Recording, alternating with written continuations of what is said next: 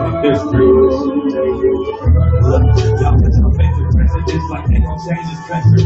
When the league and let y'all play, cause y'all gon' make a money. Fuck off, he come, you don't contemplation. What the fuck he do for blacks in his administration? I'm waiting, they sound like the same. Black Hispanic native, they hate your ass the same. Hate Christ in their image, hate you as a slave. God ain't all love, scriptures say it ain't. African some niggas, they know we not the same. School to prison pipeline to get you off the streets. Put you in the all connected to the same. Molested as a kid, you prostituted as a teen. I want you all to get a dream.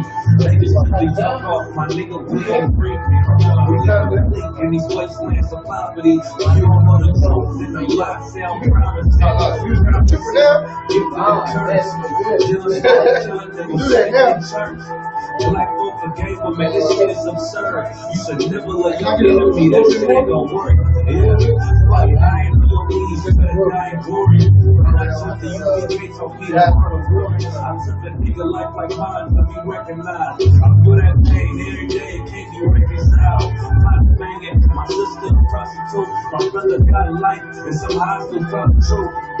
War ready, no cowards, no excuse. Fuck reparations, you can't manage no open moves.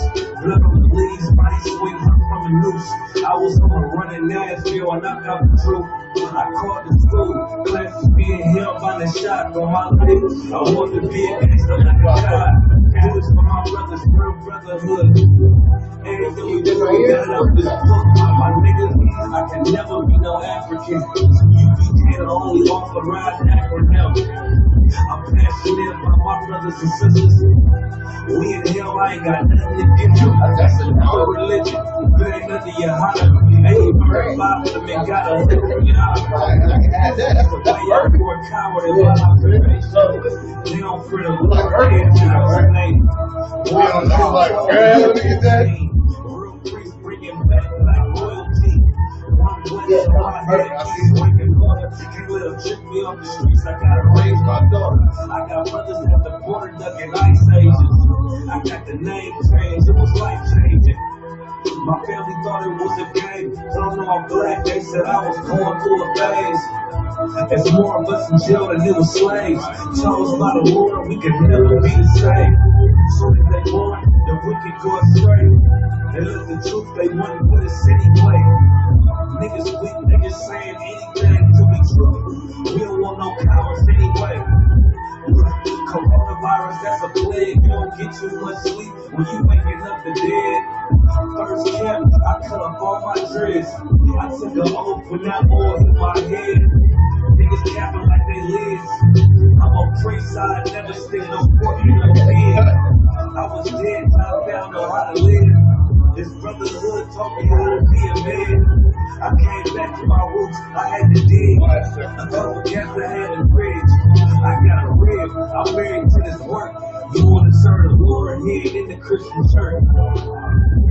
Came back to my roots, I had to dig.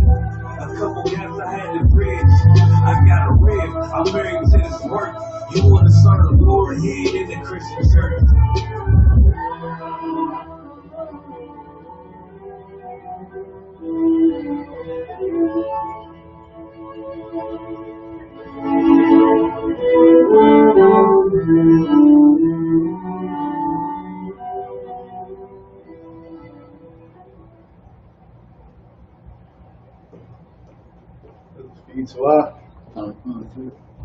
Do you get the what is that? Comments on this too?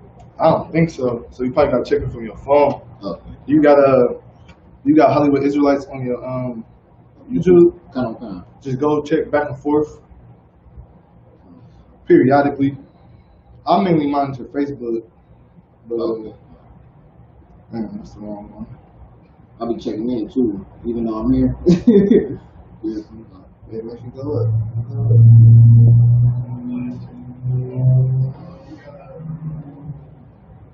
I'll share this joint real quick.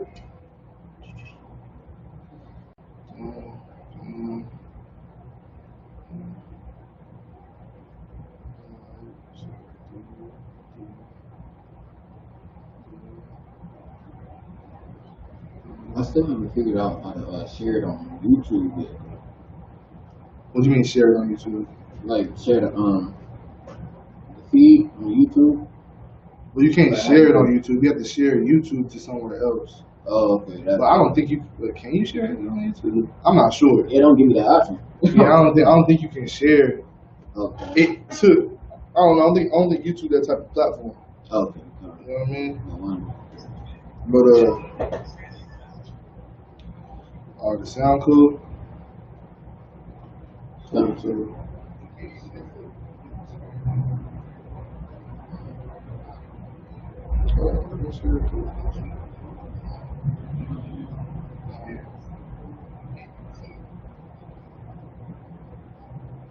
Alright, let's get it.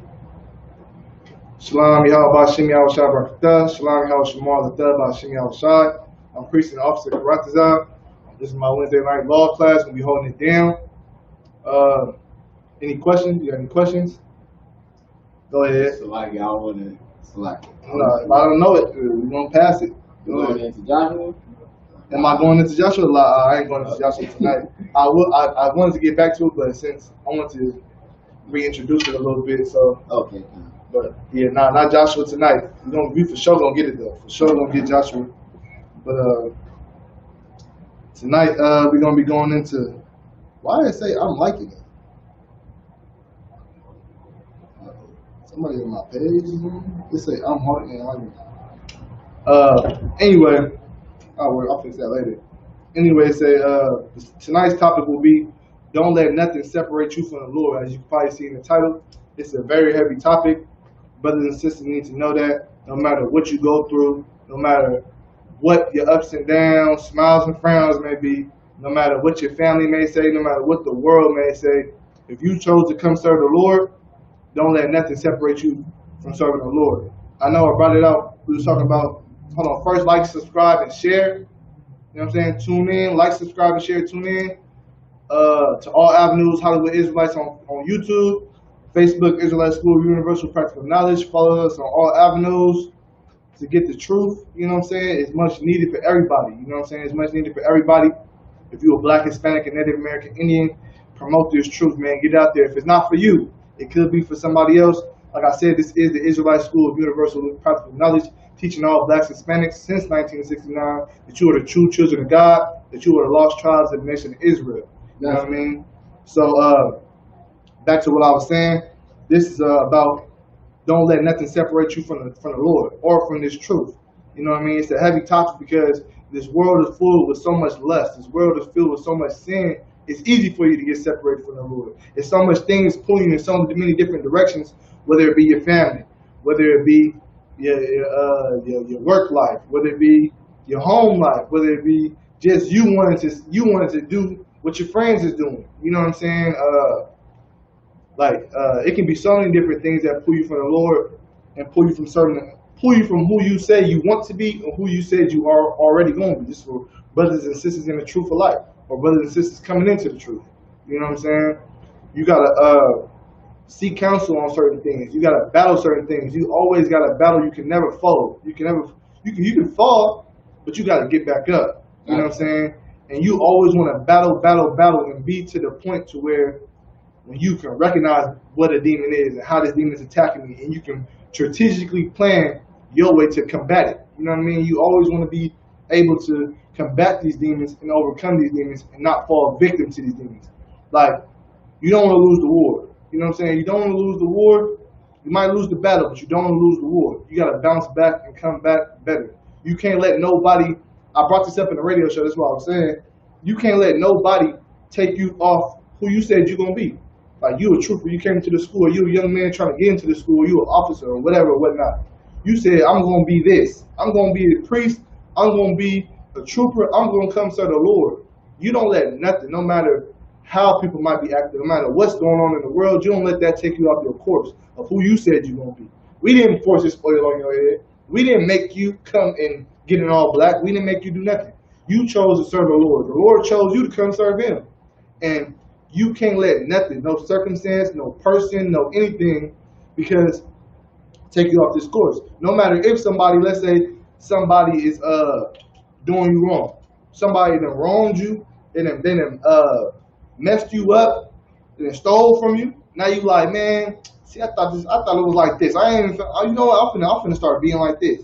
That you let somebody else's wrong creep up in you and turn you wrong. You see what I'm saying? You let that turn you from who you said you're gonna be. Now you're no longer the righteous brother you once was, or you said you're gonna be. You letting somebody else's wickedness turn you to wickedness. You know what I'm saying? That lets you know that you're not a strong brother, or you're not a strong sister.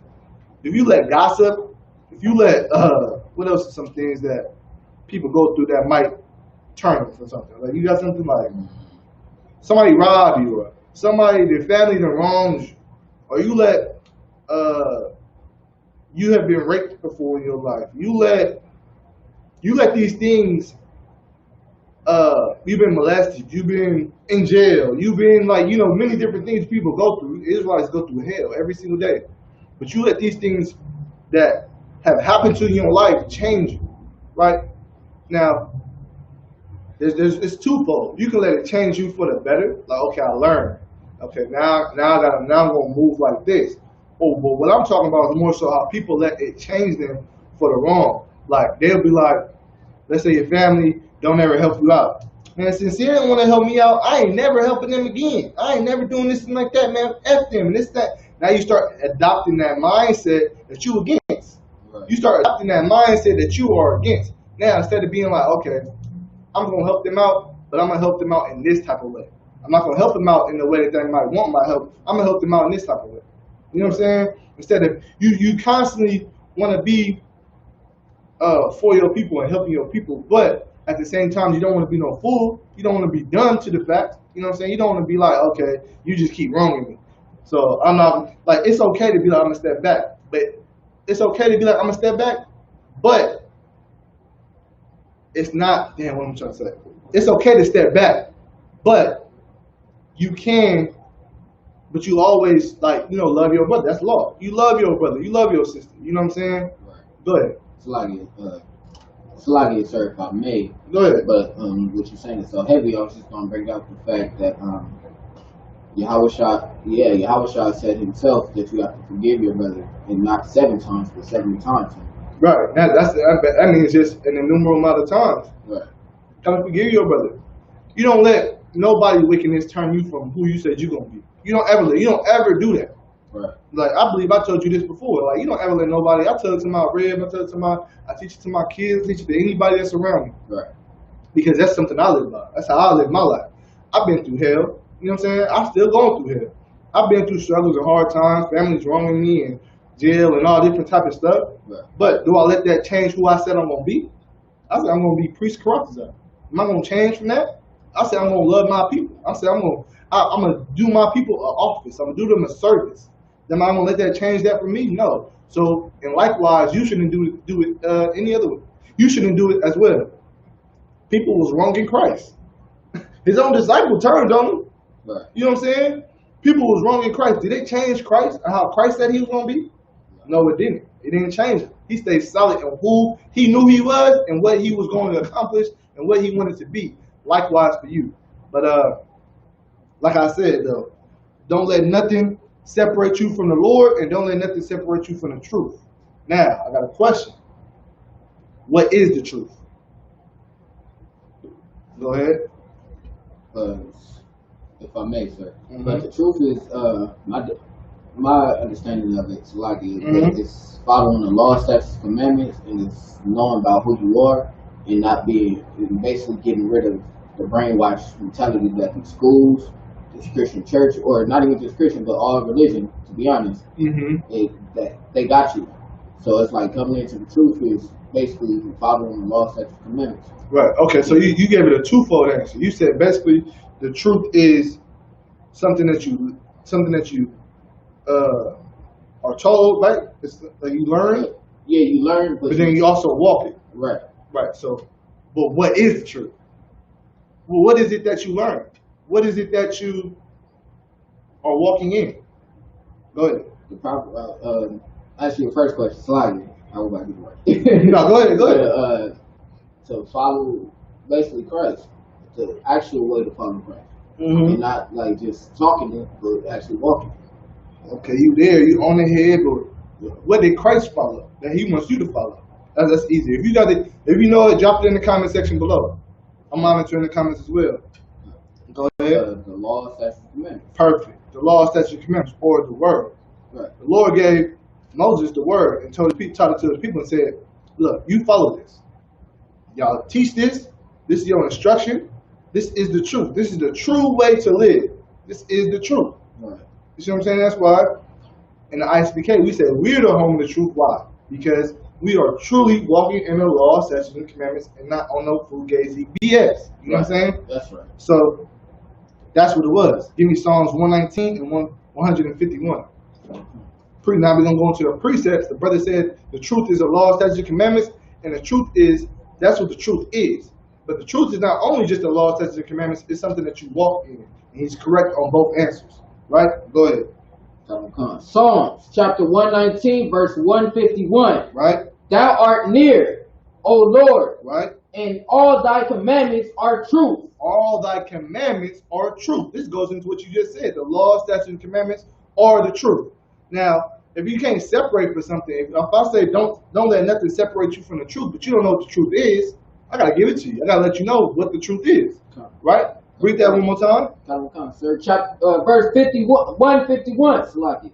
Thou art near, O Lord. Right? Thou art near, O Lord. Go ahead. And all thy commandments are true. All thy commandments are true. From pork, shrimp, crab, and lobster, from not eating pork, shrimp, crab, and lobster, to wearing fringes on the garment of your on the garment, on the border of your garments, to not being a homosexual. You know what I'm saying? All these different laws that we have to loving your brother and sister. That is the truth. That's what I'm saying. Now, you walking in the truth. So that means you walking in the laws that you come in. I mean, that's a parable. Meaning I'm living what I'm supposed to be following. I'm living this truth. I'm walking. I don't sin. I don't eat pork, shrimp, crab, lobster. I don't despise my brother and my sister. You know what I'm saying? I show compassion. This, that, and the third. Right? Drop that. Is there any more on that? Sir. Drop that. Give me John 17 and 17. I was about to say, give me John. Give me John 17 and 17.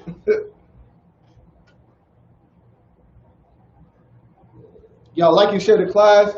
Promote this truth, man. You know I gotta give it out there too. One West Radio tomorrow. Tune in 10 p.m. Pacific Standard Time. You're gonna be sitting. You're gonna speak. Priest and Captain Nadolhard, Priest and Officer Double and myself, Priest and Officer Kratza, every Thursday 10 p.m. Pacific Standard Time. Tune in. All right, Slack. Go ahead. Sir. John chapter 17, verse 6. 17 and 17. You're still talking about what is the truth, right? So we just said, thy word is truth, right? In the last precept, Psalms 119 and 151. Go ahead, this one. John 17 and 17. John chapter 17, verse 17. Sanctify them through thy truth. Right? Sanctify them through thy truth. What is that? How do we sanctify them in what? You said your truth. What is the truth? Go ahead. Thy word is truth. Thy word is truth. What did the Lord give Moses? He gave him his word. He gave him the law, statutes, and commandments. He said, you write this down, put it in the tablets. This is the word that I give to the nation of Israel. Thy word is truth. You see what I'm saying? So what the Lord said is truth. What the Lord said is right. And what did the Lord say? Don't be a sinner. Love thy brother as thyself. Love me and I will love you. You know what I'm saying? Meditate in this law and you will be successful. You know what I mean? Is there any more on that? Sir. Unless you want 18. What does 18 say? As thou hast sent me into the world. Drop that. Give me James 1 and 17. Always be mindful of your walk, Israel. Always be mindful of your walk. And you coming in. Don't be weak to nothing. I know it's hard because you've been weak all your life. You know what I'm saying? You be like, seriously, I ain't even trying to bash you. I'm not trying to do nothing like that. But you have been weak all your life. You walked in sin. You always gave into the vices of the world, and it has failed you every single time. It failed you every single time. You always, at the end of the day, you at the house like, damn, what am I doing with myself? Right. And I can speak on it because I've been there. Right. What am I really doing with myself? What is my purpose in life? I like some people. I got kids now. You know what I'm saying? I'm still living at my mama house. I'm still doing this, doing that. Damn, like, what is my purpose in life? You feeling you at that lowest state. You at that dust. You know what I'm saying? And now you find something. You find this truth, and it uplifts you. Right. It brings you back to life. That's why it says in Baruch 4:1, behold, this is the book of the law that endure forever. All they that keep it shall come to life. All they that leave it shall die. You get what I'm saying? This law, statute, commandments is your life. It's what's going to make you like, dang, okay, I thought I was doing something then. I'm really doing something now. I see real brotherhood. I see real sisterhood. I'm living a way that is righteous. You know what I'm saying? And it's beneficial to me. And I have a purpose. I finally found what my purpose is. Now, I might be living at my mama's house. I might be having my kids, but I have something I can teach them. I have a way to live. I have a way to be. And I know it's right because I'm serving the Lord. I didn't try Christianity. I didn't try Muslims. I didn't try Islam. I didn't try being a Buddha. I didn't try being a Catholic. I didn't try everything else. But this works for me. Definitely. You see what I'm saying? And that's why I say, don't let nothing separate you from this truth. Give me James 1:17. Come. James chapter 1 verse 17. Every good gift and every perfect gift is from above. Right. So every good gift and every perfect gift is from above. Baruch 4 and I believe Baruch 4:4. Going into that. O Israel, I'm paraphrasing, how pleasing it is for us, for the ways that are pleasing to the Lord to be known to us. Because the Lord gave who? Israel the law, statutes, and commandments. Those ways are pleasing to us. I mean, the ways that are pleasing to the Lord are made known to us. He could have given that to Moab. Right. And you could have been living like Moab. He could have given that to Esau. And you could have been living like Esau. You see what I'm saying? You got to be grateful for the things the Lord gave you, the way that pleases Him. The Most High Power gave you the way that pleases Him. Gave you the way of life that pleases Him. You see what I'm saying? You see how heavy that is? And you gonna let some sin come in between that? You gonna let somebody else, your family or something, come in between that? Come on now. Come on now.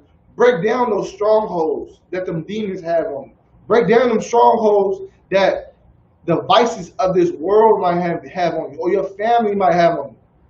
They don't know you. You know what I'm saying? It's like it. You coming into they don't know you no more. Right. You are setting yourself of that person that they knew. They might know what you did, but they don't know you no more. You see what I'm saying? But go ahead, continue on that. Come.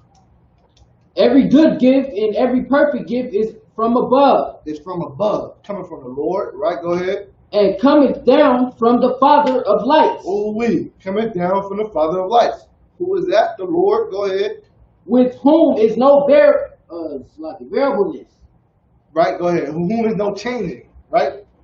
Neither shadow of turning. All right, come, brother Jordan.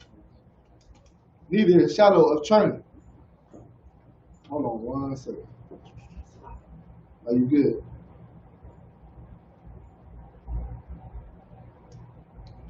One second.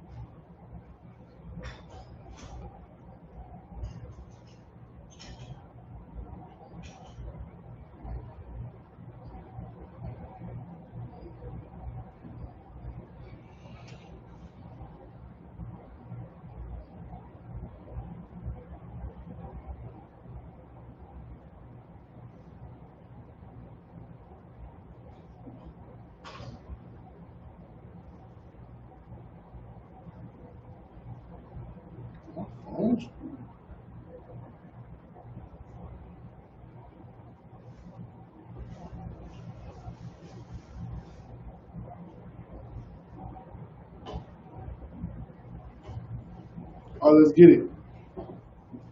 Read that precept for me one more time. Come on, sir. James 1:17. James chapter 1 verse 17. Every good gift is every good gift and every perfect gift is from above. Every good gift and every perfect gift is from above. Meaning what? Your wisdom that you get, the courage that you get, the strength that you get. It's all coming from the Lord. It's coming from above. The law, statutes, and commandments that was given to you. It's coming from the Lord. Right? Go ahead. And cometh down from the Father of lights. Right. Coming down from the Father of lights. Go ahead, continue. With whom is no variableness, neither shadow of turning. Right. With whom is no variableness or either shadow of turning. Whom he don't change. Right. Lord don't change. Shalom. Whom he don't change. Right? Go ahead. Verse 18. Mm-hmm. Of his own will beget he us, and the Lord, or Salaki, and the word of truth. Right. Through his own will beget he us. So meaning he wanted you to be here. He wanted you to know who you were. He wanted you to be his people. But read that last part after he said, beget he us. Okay.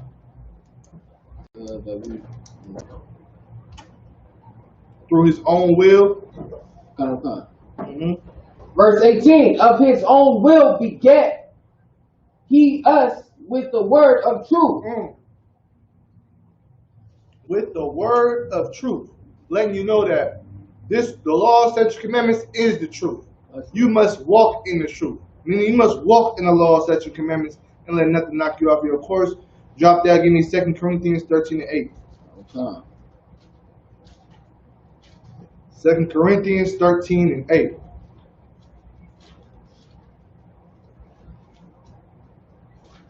This is deep. Check this. 2 Corinthians chapter 13 verse 8. For we can do nothing against the truth. You can't do nothing to stop the law, statutes, commandments. You can't do nothing to stop the truth from flowing. You think you can stop the ISUPK? You think you're going to stop us from going? Brothers was, when that split happened, it was only a handful of brothers left. And they kept going. Think you can stop this from going? Ain't nothing you can do to stop what the Lord has set in motion. That's nothing. You can't stop nothing that the Lord set in motion. You're not going to stop his laws, statutes, and commandments that he said endures forever. You're not going to stop his people that he said he's going to bless and give them a promise to. You're not going to stop it. You see what I'm saying? But read that one more time from the top. Chapter 2 Corinthians chapter 13 verse 8. Right? For we can do nothing against the truth. You can't do nothing against the truth. In other words, you can't do nothing against what the Lord says. Right? Because we said what? The truth is his word. Right? You can't do nothing against what the Lord says. Go ahead. But for the truth. You can't do nothing against the truth. All you can do is add to it. Right. That's a cold cut. You can't do nothing to stop this truth. All you can do is add to this truth. So you think you're going to come up to us and think you're going to stop us from speaking or stop us from doing something that you might feel is wrong.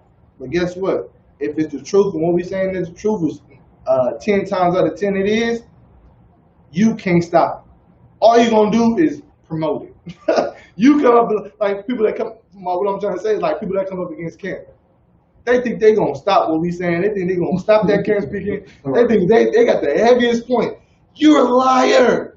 They think that's going to stop it, everything. You're going to just shut everything down. No, you're just going to get us more views on YouTube. You know what I'm saying? That's all you're going to do. You're just going to promote. And people are like, yeah, that person's crazy, and they right. You know what I'm saying? That's all that's going to happen.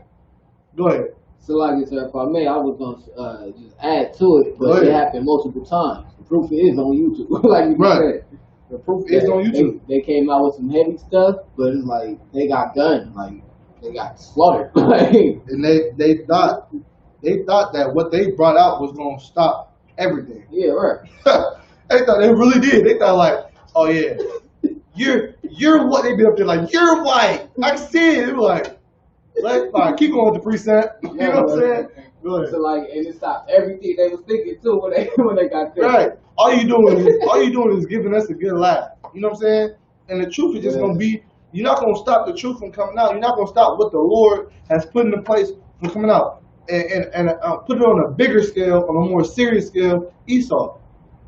all the stuff that he's doing and promoting, all the stuff that he's bringing out, that's not stopping you or me from coming into the truth. That's not stopping me from teaching this class. Coronavirus going on. Right. He started shutting everything down. Right. Is the truth stopped?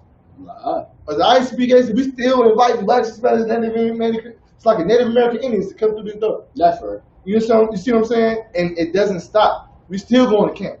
You might set it back, but you ain't gonna stop it in no way, shape, form, or fashion. You see what I'm saying? Brothers are gonna find, because brothers got zeal, sisters got zeal. We want this truth. We want this work, and we're gonna promote it because we want the Lord to be pleased with us. You see what I'm saying? That's right. And you can't let. That's why the class I'm bringing out. Don't let nothing separate you from the Lord or separate you from this truth. Because some people will get content, like, damn, okay, I can't really do nothing, so I'm just gonna sit back in my drawers and drink strong and be like this. And now you're getting stagnant. Now you letting time, something as small as time, separate you from truth. Right. You see what I'm saying? You let that separate you from truth. You don't let nothing, family, friends, money, work life, anything separate you from the truth. You married to this. Once you get that oil poured on your head, this is your first wife. This is your wife. That's right. You might have a wife in the world, but this is your spiritual wife. You put this first in all things, and it's gonna be the peace that you need. It's gonna be the love and compassion and the rib that you need. You see what I'm saying? Right. Don't let nothing separate you from it. No matter how much you gotta. I said it before. You gotta break down these strongholds that are these vices that the world may have on you, or that your family may have on you. You see what I'm saying? Go ahead. You want to say something? Oh, so I just want to basically add, not even your kids, because I gotta give you that, like, straight up. You can't. Look, the Lord take your kids away from you. That's right. The Lord, look, Ezekiel, I believe it was Ezekiel. Don't quote me on that, but I believe it was Ezekiel though. He put his rib before the work of the Lord. Guess what the Lord did to his rib? Killed it. Killed his rib and told him, don't mourn about it. You had a job to do. That's the power you chose to serve. You gonna play around with that? And he tells, it's like, all right, put it like this. You tell your kids, live this way, this is what pleases me. Or your creation. Picture you got something you created. Look, I created you like this. This is what pleases me. I got this over here, but I want you to be like this because you're special to me, and this is what pleases me. Right? And they go against what you're saying. How you gonna feel? Honestly, how are you gonna feel? Disrespected. How you gonna feel? Disrespected. You gonna feel like, what the hell? Right. If it's your kids, you're gonna whoop some ass. Right. You know what I'm saying? It's like, excuse my language, but you're gonna whoop some ass. I made you and you putting games before me. You putting this game before what I said to do. You'll whoop your kids' ass for that. Same way with Lord, you putting this art, you know what? Either you're gonna whoop them for it or you're gonna take it away from them. Right. Same thing with your rib, same thing with your family. So that's why a lot of brothers that they have I'm gonna speak for myself. I had a rib in the world. I came into the truth with it. Guess where she at? Gone. You know what I'm saying? Gone. You know what I'm saying? But look, I endured it. I didn't let that separate me from the Lord. You know what I'm saying? She took me. Man, I'm getting all personal and shit. She took my kids and herself. Left. Guess what I did? Y'all see me with my kids now. I gained my kids back. I gained a new rib that's better than what I had. Right. You but what I did through that time, I worked. I served the Lord. I didn't let it separate me. I could have fell back and be like, man, I'm female lesbian. Go back to smoking weed. I'm going back to doing this. That's the vice that people have. That's the stronghold that this world has. Because it makes it easy. Like, okay, you're going through something here. Drown yourself in this bag of cookies. Drown yourself in this bottle. It's whores out there. You see what I'm saying? It makes it easy for you to do that. But you got to be against that. You got to be for what you say you want to be for. You don't let nothing change you. I told myself I'm going to be this way. So when she was leaving, I'm like, okay, I can't let that change me from who I said I was going to be. You see what I'm saying? I don't mean to get personal like that, but sometimes when people hear your story, it makes them like much more relatable. You know what I'm saying? So That's what I'm saying. You don't let nothing. I ain't let my own wife separate me from this truth. And she got mad. You spend too much time with the brothers, or you spend too much this. Nah, this is what I need. Because you know what? Before this, we was like this. We was at a low estate. Now look, I'm able to actually lead your ass and able to actually do something that's beneficial for us. Before, what I'm doing, going to work, buying weed, chilling at the house. Ain't shit. Struggling on bills. Now I'm able to give you like, okay, look, we might be struggling on this. We're going to put our money towards this. We're going to still pay our tithes. We're going to still do this, that, and the third. And look, watch how the Lord work. And look, and I was right. You know what I'm saying? Right. We're going to stop cooking this and cleaning and stop cooking like this and living like this. And we're going to live like this and watch it work out for us. You see what I'm saying? We're not going to go without anymore. We're not going to be barren anymore. You see what I'm saying? You got to be that strong man. And sisters, you got to be that strong woman. Like, okay, you're right. I'm gonna be strong enough to fight my demons off and listen to my man. Or if you single, I'm gonna be strong enough to fight my demons off and follow the truth. Right. You see what I'm saying? And find me a man in this truth that's gonna be able to lead me in the right way and be able to teach me in the right way, so we can walk this life together. It's hard walking it alone. It is. You know what I'm saying? But even if you are, don't let nothing separate you from the truth or from serving the Lord. Be who you said you're going to be, no matter what. At the end of the day, no matter what, the Lord is watching that. He said he's going to serve you. And Satan like, I'm gonna prove it. He said he's going to serve you. All right. I'm gonna show you that he ain't even worthy of serving you. That he can't even serve you. What you gonna let Satan win? You gonna let somebody like that win? Picture you on the basketball court. You get on there, man. I'm about to catch this dub. And he got that one dude talking as, and y'all, you garbage. You shouldn't even be on the court. You see what I'm saying? That's kind of how the playing field is. And you got to be able to combat that. Read that precept for me one more time. Young man, give me Hebrews 4 and 12. Read that for me. 2 Corinthians chapter 13, verse 8. For we can do nothing against the truth, but for the truth. We can't do nothing against the truth. We can only do something for the truth. And what is the truth? Law, statutes, commandments. Right. In John 17 and 17, the truth is sanctify thyself in thy truth. Thy word is truth. Right? Let me show you what the word of the Lord does. Go ahead, give it to me. Sluggy, go ahead, read it. Hebrews chapter 12, verse 8. No, Hebrews 4 and 12.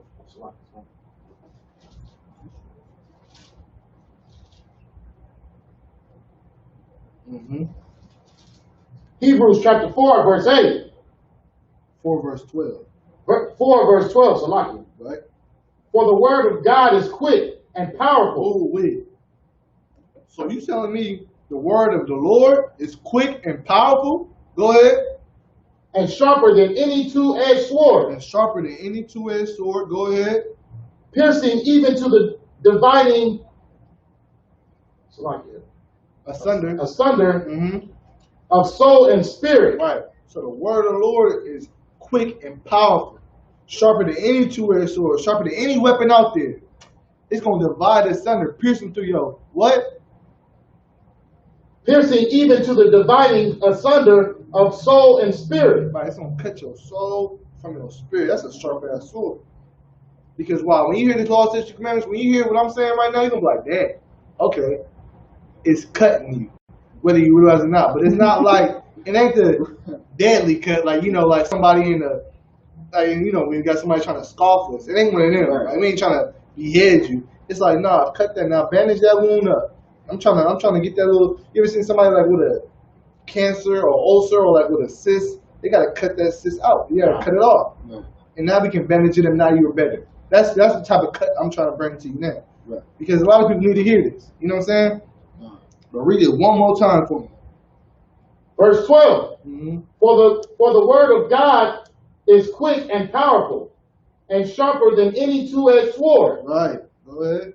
Piercing even to the dividing asunder of soul and spirit, and of the joints and marrow, and is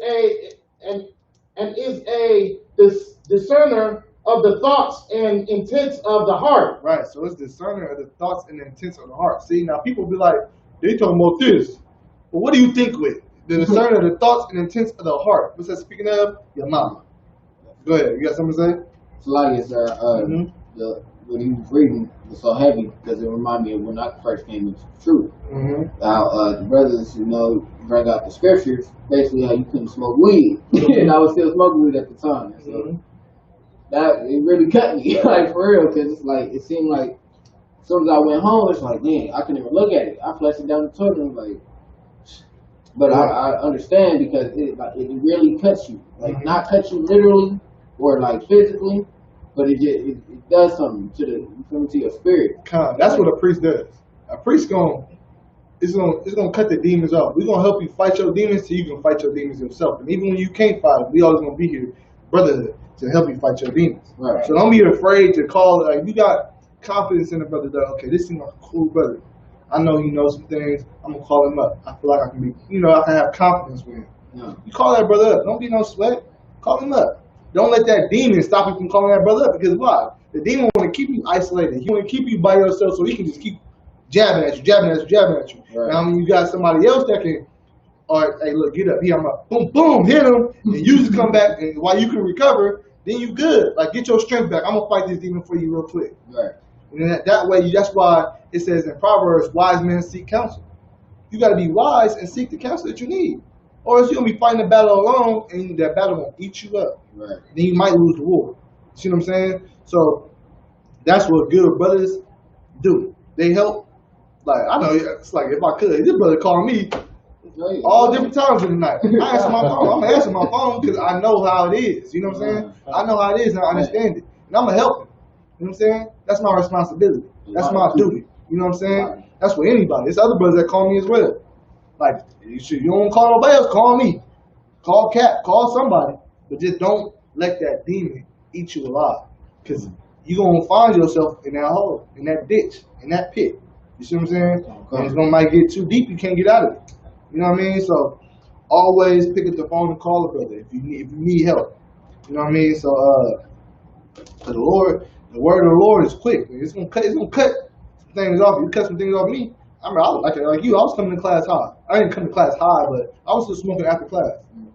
And shoot, one day I just got the strength. You know what I'm saying? Right. I got the strength. It was like I'm not smoking no more. For real, man.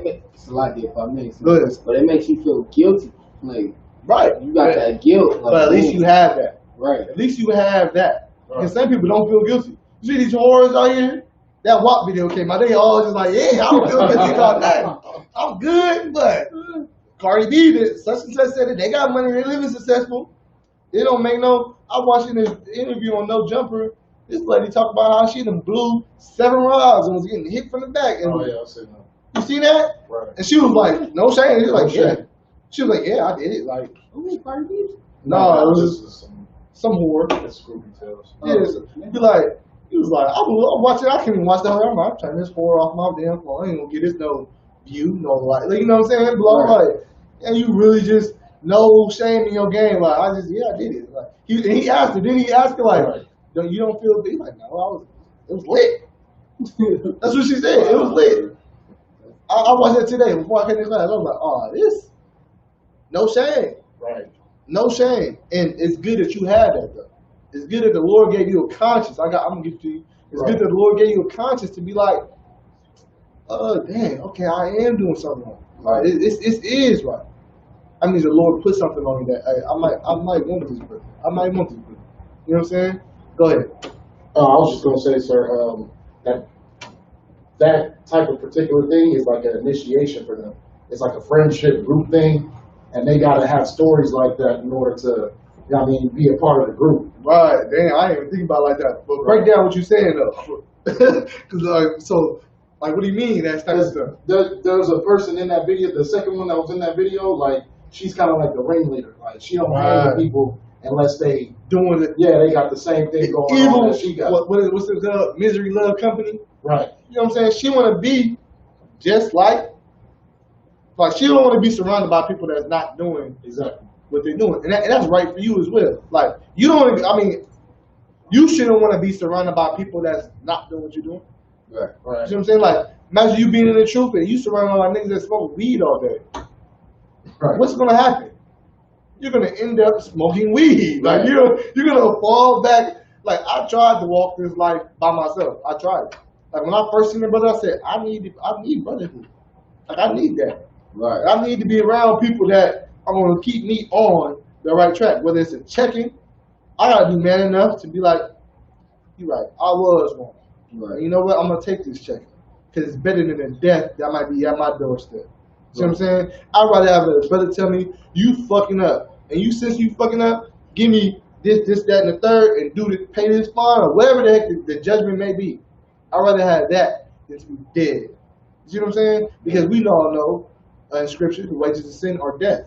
You sin against the Lord might be devising a way to kill you. He might be like, you know what?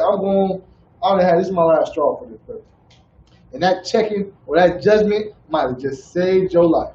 See what I'm saying? But anything else y'all want to say on that?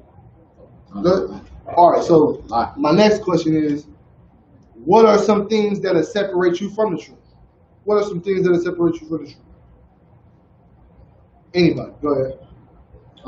It's like you said, if I may, but like you mentioned, being around, friends who still do wicked things. Mm-hmm. Friends still be smoking, still be drinking, it's too wild to drink, but drinking uncontrollably. Right.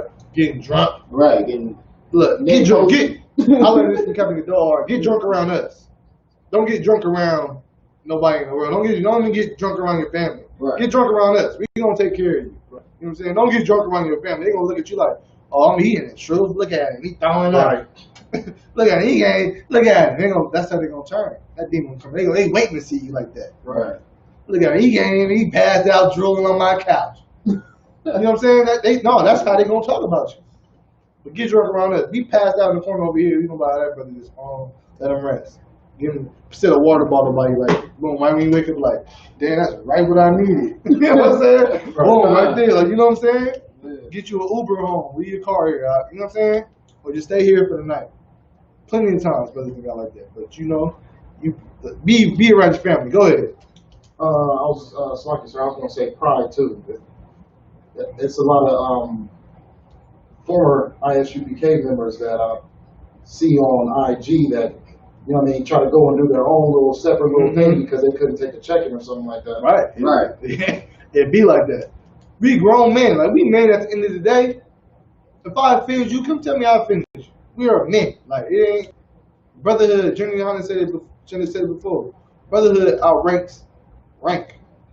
You know what I'm saying? Brotherhood comes first. Right. Love thy brother. Always be respectful to the men above you. Don't ever take away from the respect aspect. But we men at the end of the day. Remember that. We men come to a man. That's what Captain Dog is bringing our Thursday class. Like, bring it to a brother. Be a brother. Because I'm in the wrong for offending you. And you won't just let that be. You won't let animosity build up. That's a demon. You gotta be wise enough to be and strong enough to be like, okay, I'm gonna wait till the right time to do this. But I'm gonna do it right. I'm gonna do it. I ain't gonna be like, wait, put it off. But if it's something that you can just forget, like, okay, yeah, I can take that on the chin. Keep pushing, take it on the chin, keep pushing. But if it's something that's like, okay, this is like, you went to sleep, you woke up and like, damn, okay, I gotta talk to that brother. Talk to him. You know what I'm saying? And tell him how he offended you. And if the brother don't hear you, take him to counsel. And let it be heard so y'all can get y'all point. If y'all arguing and bashing and y'all can't come together, take the counsel so y'all can come together. So y'all can build that brother. Always try to gain a brother. You know what I'm saying? That'll be something that'll separate you from the truth. And to push you from the Lord. Because the Lord said, love thy brother as thyself. Right. You see what I'm saying? So that's what you gotta do. So like you said, pride, friends, what are some other things that'll separate you from the truth? Go ahead. Women. Right? Women. You're serving your women. Adam served his wife, and what did he get it? The downfall of man, right? That's the first lesson in the Bible. You see what I'm saying?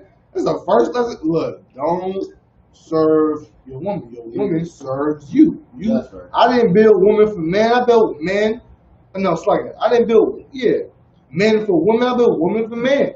Right? Go ahead. You got something else? I mean, if I can come up with one off the head, I'd probably say like routinely earthly things, like celebrating holidays. Mm-hmm. Like, you know what I mean? Eating whatever. The vices of the vices. I call it the vices of the world. Right. This is what it's a vice. It's a vice of the world, right? Right. So basically, y'all on the point. You know what I'm saying? Family, friends, women, pride, the world. You know what I'm saying?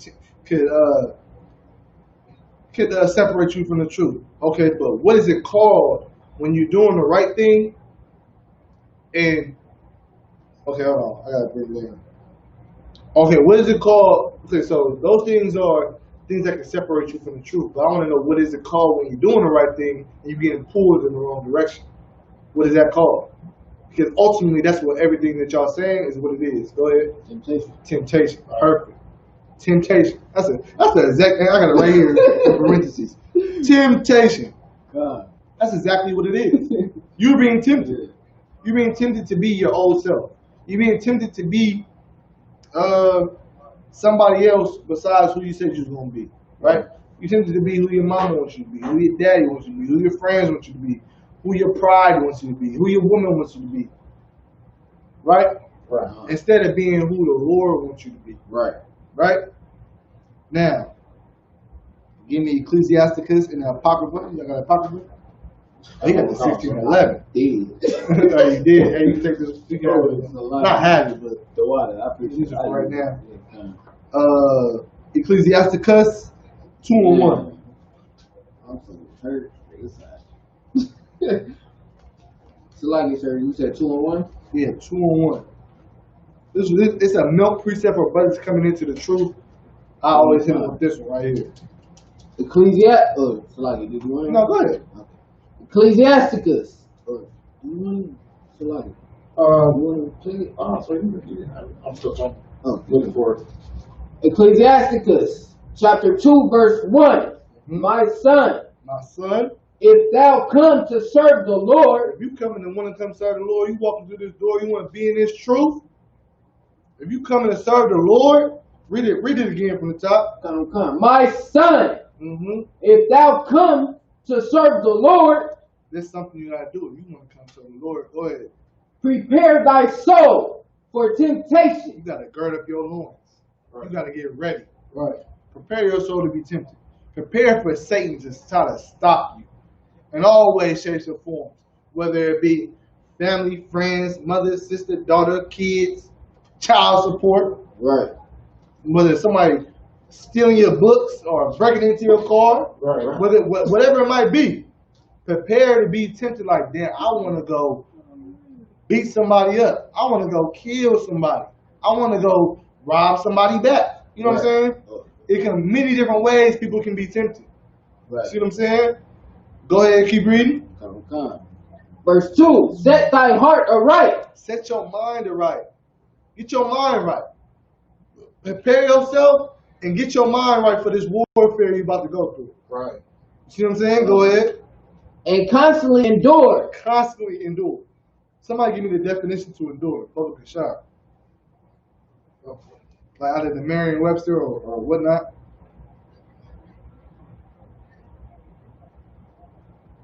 This is weird.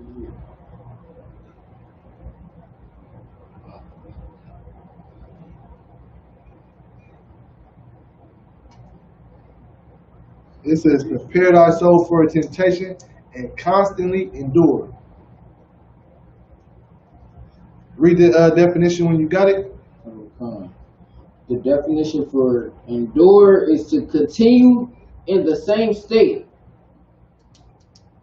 There's lucky, that might not be the right word. No, you read it. Okay. To continue in the same state.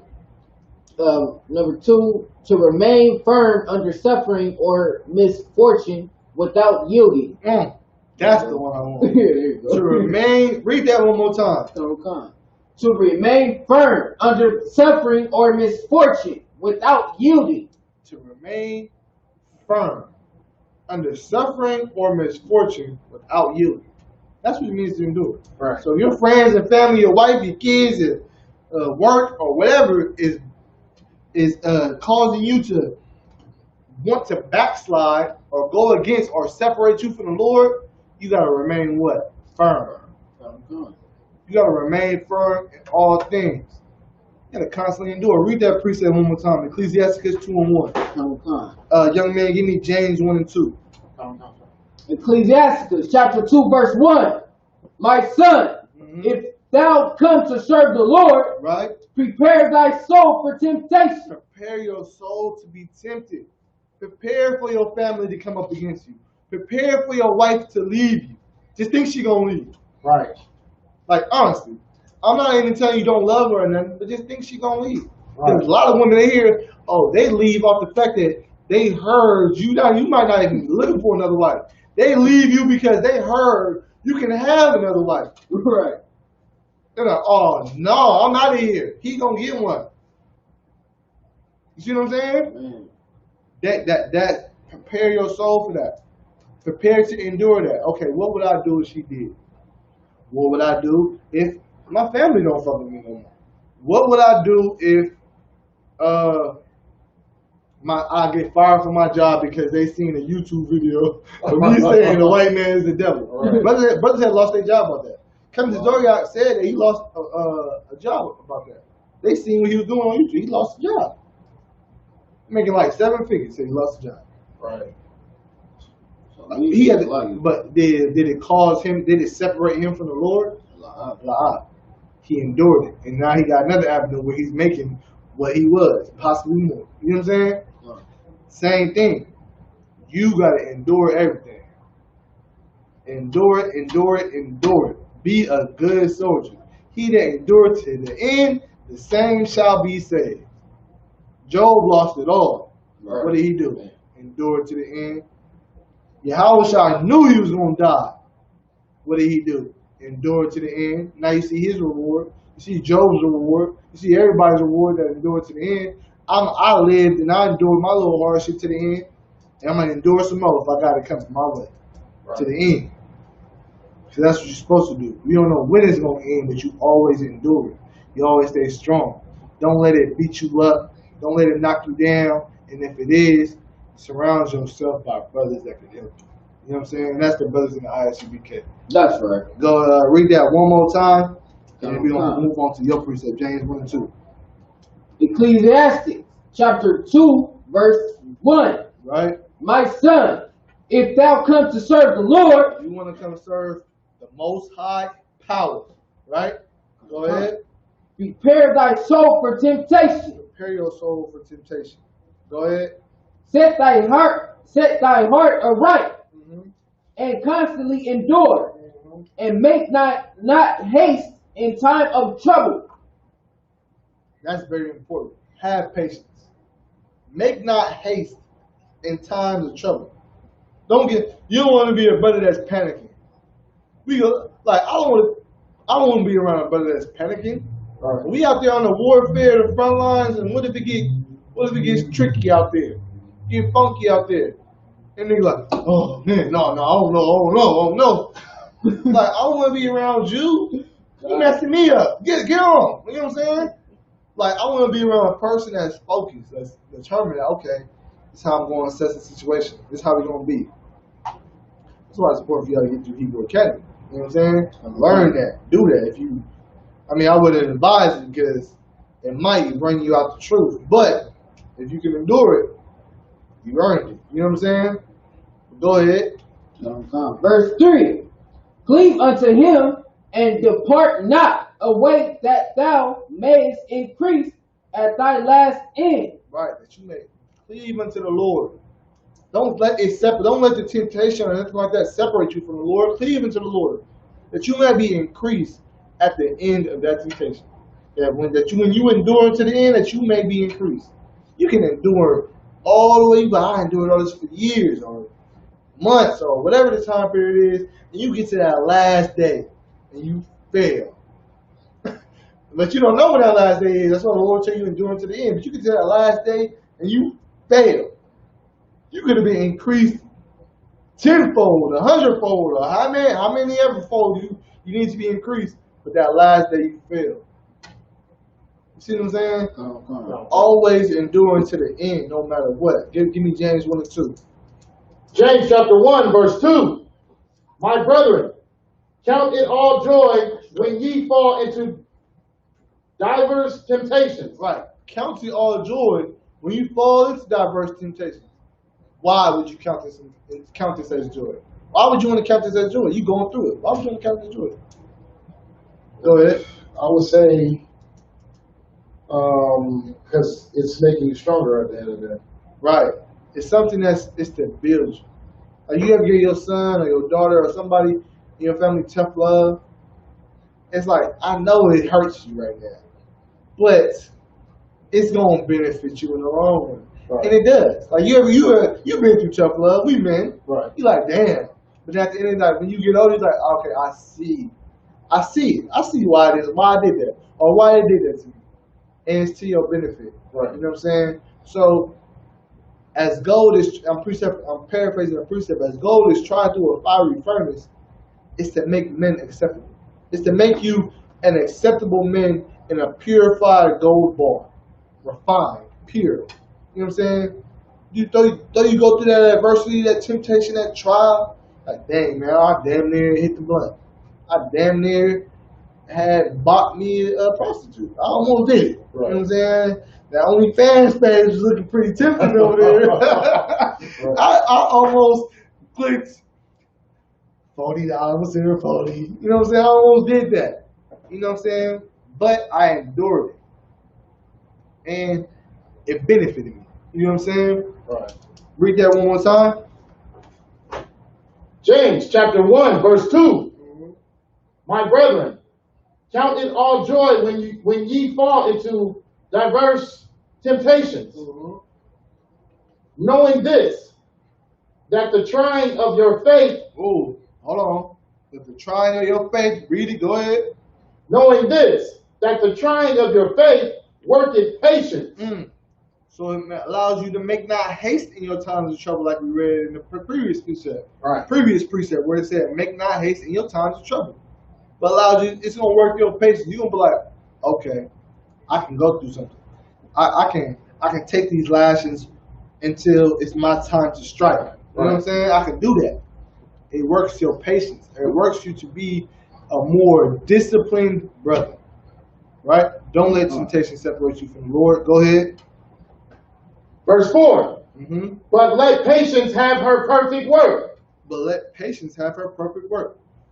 And an example of patience is discipline. Well, that's a virtue of patience, I would say. An attribute of patience is discipline. Because it takes discipline to be up in here. It takes discipline. You be tired as hell, and a brother give you an order to pick something up, or go do this, or go do that. You be like, but you do it. Right. It's discipline. You see what I'm saying? You're like, okay, I'm gonna follow the order. I understand. And I'm gonna do this because it's my duty. You see what I'm saying? With discipline comes duty. With duty comes responsibility. And responsibility comes what? Power. You see what I'm saying? If you got responsibility, you got some type of power. You got some type of leeway. See what I'm saying? Right. But drop that. Give me Romans 8 and 18. Because temptation is one of the things that can separate you from the Lord. And it's very heavy. It's one of the main things. You see what I'm saying? Everything else under temptation is a subcategory.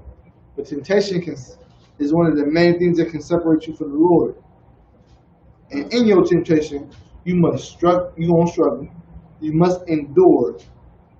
And the Lord hasn't forgotten you in your temptation. Always remember that. You got to be happy. That's why it says take it as joy. Because the Lord is like, you ever like been playing football, basketball, or something, and the coach is on you? You're doing that wrong. Do this, and like they tell you, like, dang, sometimes you come to the coach like, dang, coach, you on me tough. And he'd be like, if you wasn't doing nothing right, I wouldn't be paying attention to you. You'd be on the bench. You're doing something right. So I'm paying attention to you. Right. See what I'm saying? Saying with the Lord. You're doing something right, so the Lord paying attention to you. Like, okay. Let me make sure let me get him on point then. Let me get him on point. Right. Go ahead. Romans 8 and 18. Romans chapter 8, verse 18. For I reckon that the sufferings of this present time. Ooh, hold on. The Lord reckons that the sufferings of this present time, go ahead, are not worthy to be compared with the glory which shall be revealed in us. ooh. So what you're going through now shouldn't even be compared to what you're going to get later on if you endure through it. Right. Go ahead. Verse 19. Mm-hmm. For the earnest expectation of the creature waited for the manifestation of the sons of God. Mm-hmm. Keep going. For the creature was made subject to vanity, not willingly, but by reason of him who hath subjected the same in hope. Right. So okay, you was made. I'm gonna break it down for you. You was made subject to vanity, to things that are basically to temptation. You were made subject to that. Like now, you're made subject. Living in America, you are made subject to temptation. Right. You are made subject to do things that go against what you're naturally born to do. You're naturally born to serve the Lord. You're Israelite. You see what I'm saying? You were given from your forefathers and on down. Laws, statutes, and commandments were given to you for your children to keep and for you to keep. So you were naturally made to serve the Lord. And now, living in this captivity, living in this world means age or society, you are subject to the vanities of this world, to do the things that this world wants you to do.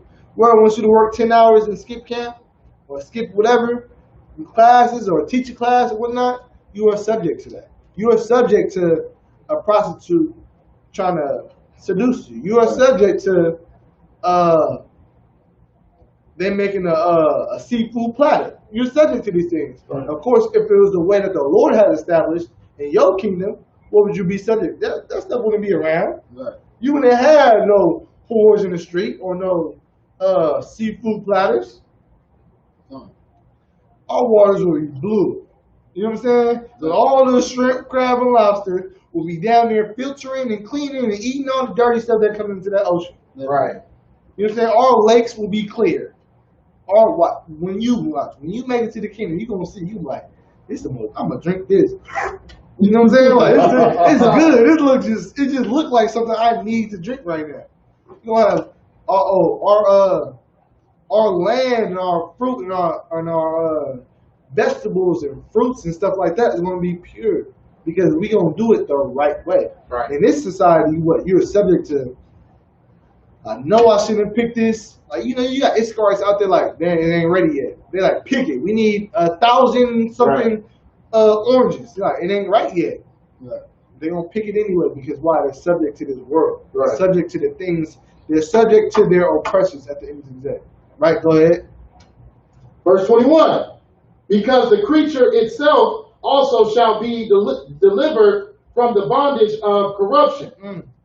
At the end of the day, when you enduring, you going through, you don't let nothing separate you from the Lord. You're going to be delivered from the bondage. That creature is you. That creature is speaking of you. Right? You are that creature that the scripture is speaking of. Go ahead. Into the glorious liberty of the children of God. What's that liberty? Living in your own kingdom, having your own land, being a ruler, being somebody that you might not be a brother that wants to be all the way at the top echelon, but you might be a brother that wants to have some power. I know y'all want some power. Right. You know what I'm saying? I know you want to be like, okay, I might own me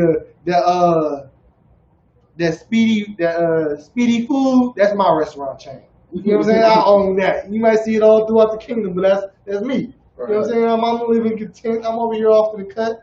But that's that's me. That's my work. You might not want to be a brother that rules a whole section of, this brother rules parts of South America. You might not want to be a brother that does that. You might want to be a brother that I just run this little block. You know what I'm saying? Right. I run this little group. And that ain't nothing wrong with that. But the important thing is you want power. In order to get that power, you got to do work. See what I'm saying? No matter if you want big power or little power. In order to get that power that you desire, you can't let nothing separate you from the Lord, and you got to work for it. You're going to have to work for it. Whether it be a lot of work to get the little bit, whether it be a lot of bit to get the lot of bit. You get what I'm trying to say? Go ahead. Continue. Verse 23. And not only they, but ourselves also, which have the first fruits of the Spirit. You can drop that. Give me 2nd Ezra 12:46 in that pocket. Like I said, temptation is something. Temptation is a thing that can separate you from serving the Lord, and you can't let it happen. Right? You always got to endure, and the Lord ain't forget about. He ain't forget about you. He know you enduring. He know you going through it. Right? Go ahead. Like it, sir. 2nd Ezra chapter 6. Chapter 12, verse 46. Well, get to it. No, go ahead. You got to read it. 2nd Ezra chapter 12, verse 46. Be of good comfort, O Israel. Be of good comfort, O Israel. Why is the Lord saying be of good comfort, O Israel? Because why? He knows Israel is going through it. Right. He know you're going through it. Right. You know what I'm saying? You praying about it. Right. You know what I'm saying? He knows it. He hear you. Be of good comfort, O Israel. Go ahead. And be not heavy. Be not heavy. What does that mean? Be not depressed. You know what I'm saying? You walk around like, be not heavy. Right? Remember, this is the black man's book. So it's going to be taught in slang. Right? Go ahead. The house of Jacob. O house of Jacob. Go ahead. Verse 47. For the highest hath you in remembrance. Right. For the Most High has you in remembrance. He has you on his mind. He's thinking about you. Go ahead. And the mighty hath not forgotten you in temptation. Right. He ain't forgot you in your temptation. I ain't just talking. I'm the scripture speaking. I know I said it, but I'm not just saying it for no reason. The Lord ain't going to forget you in your temptation. That's why he ain't going to tell you to endure for no reason. How you going to tell you to endure and just don't forget about you? Right. You know what I'm saying? He's not the white man. He's not the devil.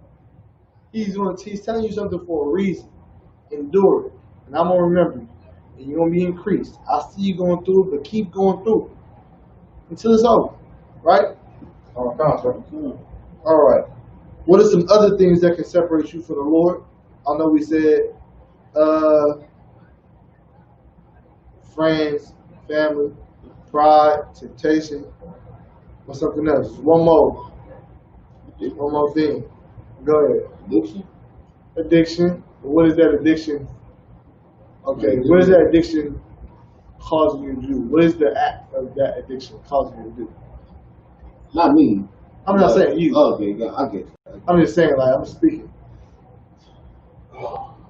Basically, to go ahead. Is it act on impulse?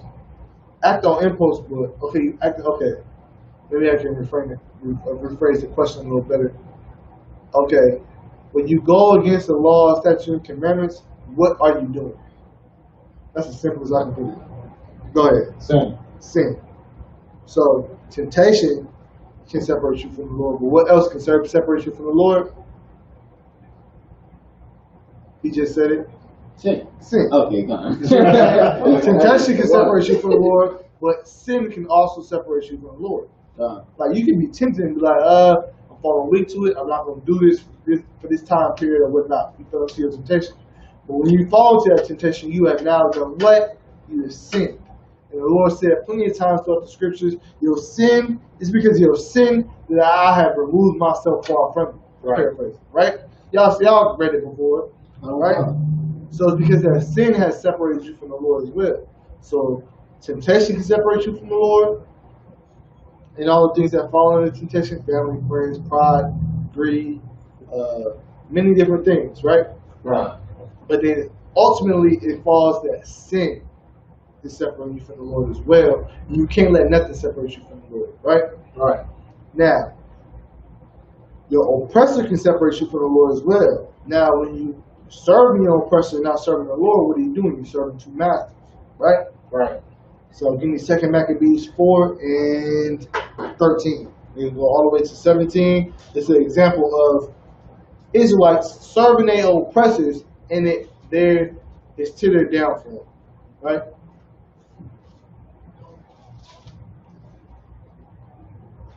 So like it starts, Second Maccabees in chapter 4, chapter 4. verse 13. Is somebody in that room? Yeah, so what? Oh, no.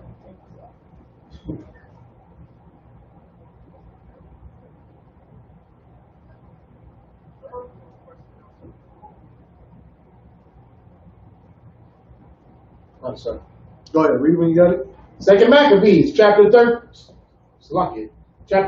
verse 13. Now such was the height of Greek fashions, and increase of Go up one more verse. one more chapter One more verse. 4 and 12. 4 and 12. Now, look, hold on, let me give y'all a backdrop.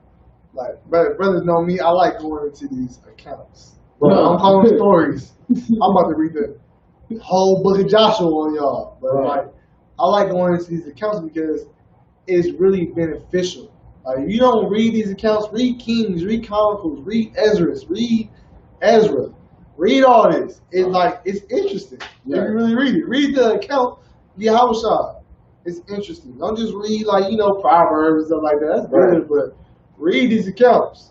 Right. You know what I'm saying? Like, it's really interesting. Now, this is the time period we're using in Greek, I don't say, is it Greco or? We was basically under captivity under the Greeks, right? I'll say that. Right. And this is the influence in which you can correlate it to today that the Greeks had on us. Go ahead, read that. Second Maccabees, chapter 4, verse 12.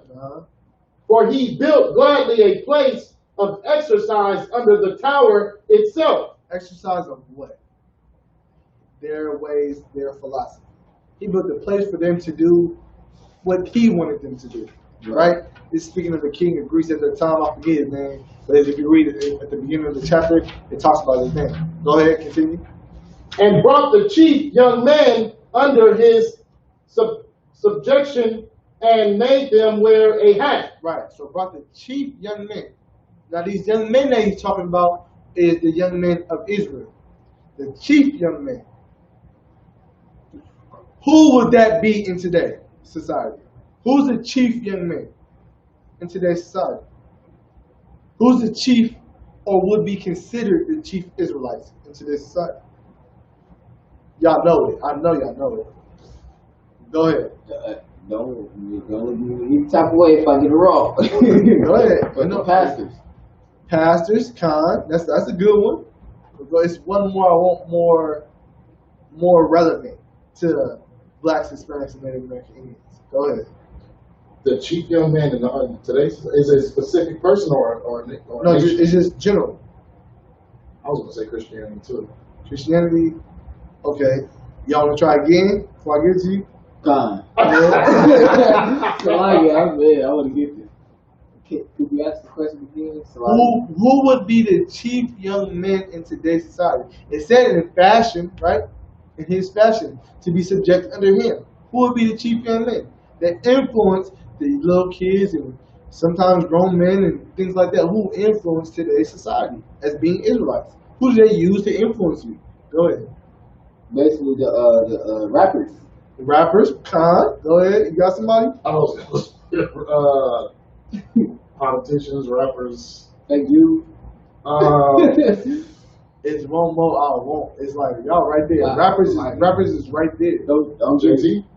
You got rappers, but then you got Nick Cannon. no, it's not a specific person. Okay. You got rappers. They do use rappers to influence what? Fashion, culture. Hip hop.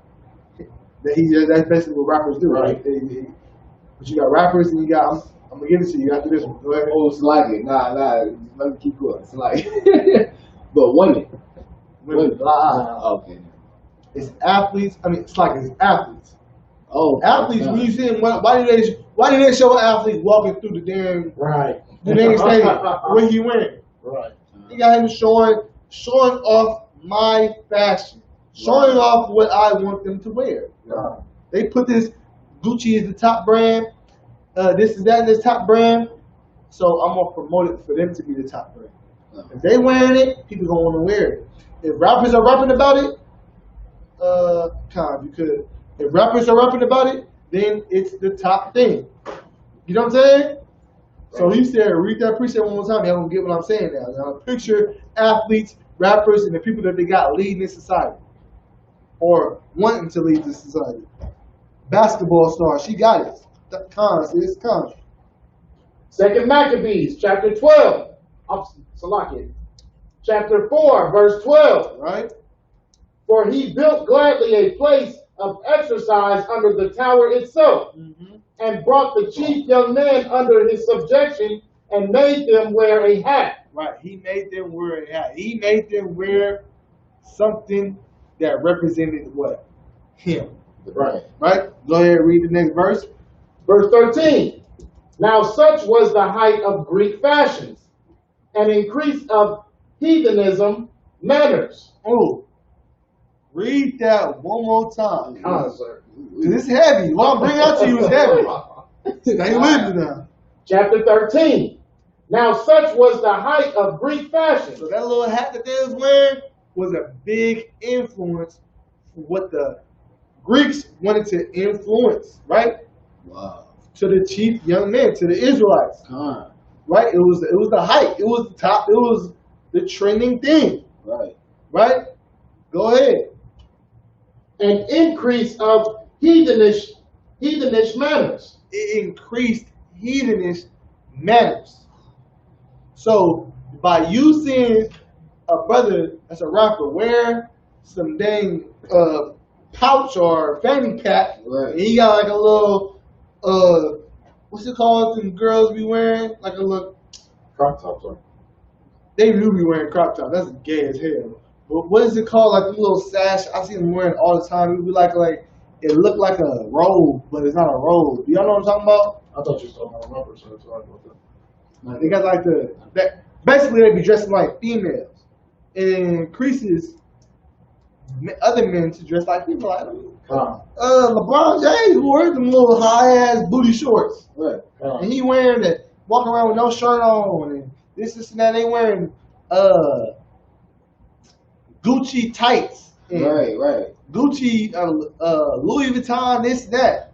He be like, oh, like you be like, oh, that nigga look gay and fruity as hell.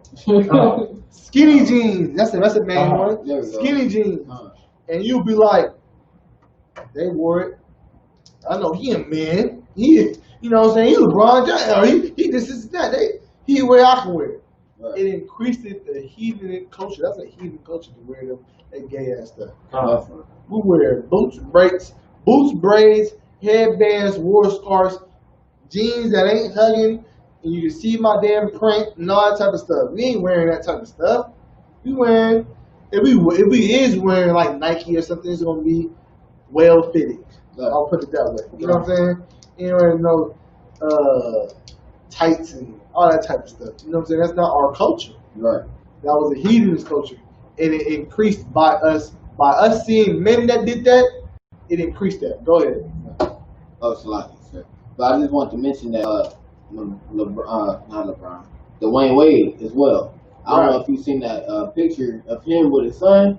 He basically dyed his hair pink, and he was wearing a skirt along with his son. Right. That can be considered that hat that they're talking about. Right. You see what I'm saying? But go ahead and continue on that. Sure. Yeah, you too. Go ahead. Okay, if I start at 13? Yeah, come on. Verse 13.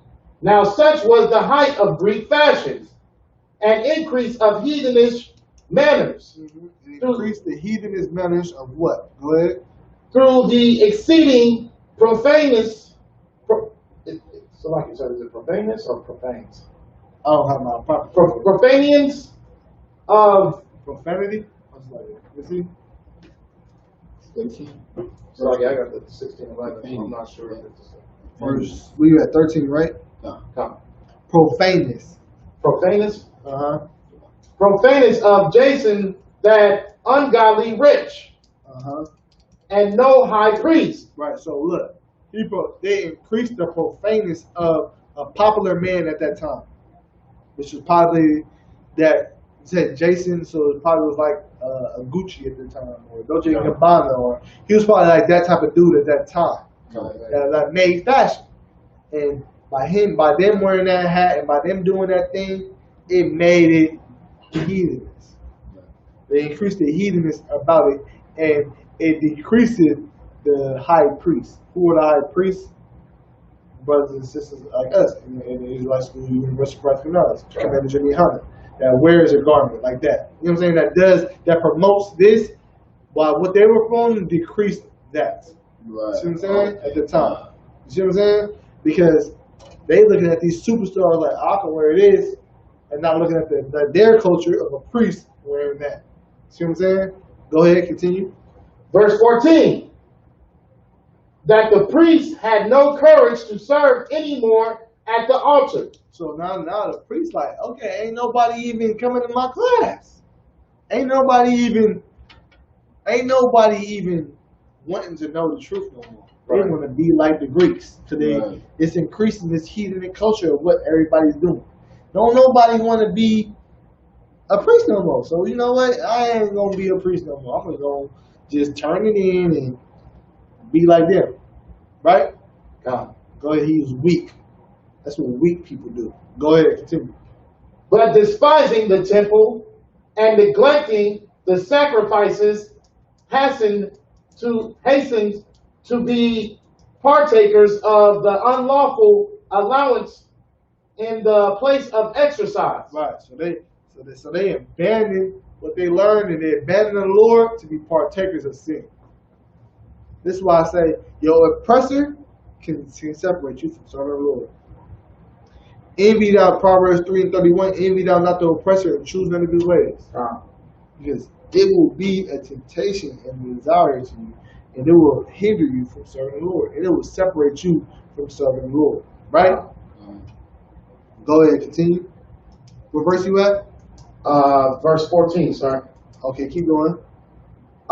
Unlawful allowance in the place of exercise, after the game of disgust called them forth. Keep going. Verse 15, not setting by the honors of their fathers. Right, so they're no longer keeping the things that were taught to them. They're doing the things that were given to them. Right. You see what I'm saying? They're not keeping the law, statutes, and commandments no more. They now doing the things that were taught to them given to them by the Greeks, this fashion, this way of life, right? Go ahead, continue. But liking the glory of the Grecians best of all. Right, so they're liking the glory of the Grecians better than what they were taught. Right. Better than what their fathers had taught them. Better than these laws, statutes, and commandments. This is what people do today. You can correlate this story to today. Right. It's actually going on. Right. It's going on as we speak. Right. People promote and want to do what America says to do greater than what they want, what the Lord says to do. See what I'm saying? Right. And that's to their downfall. Keep going. You don't see. Verse 16. By reason whereof sore calamity came upon them. Oh, sore calamity came upon them. They said by reason. So this is the reason. Sore calamity. Who's the definition of calamity? Somebody pull it for me. Sore calamity came upon them.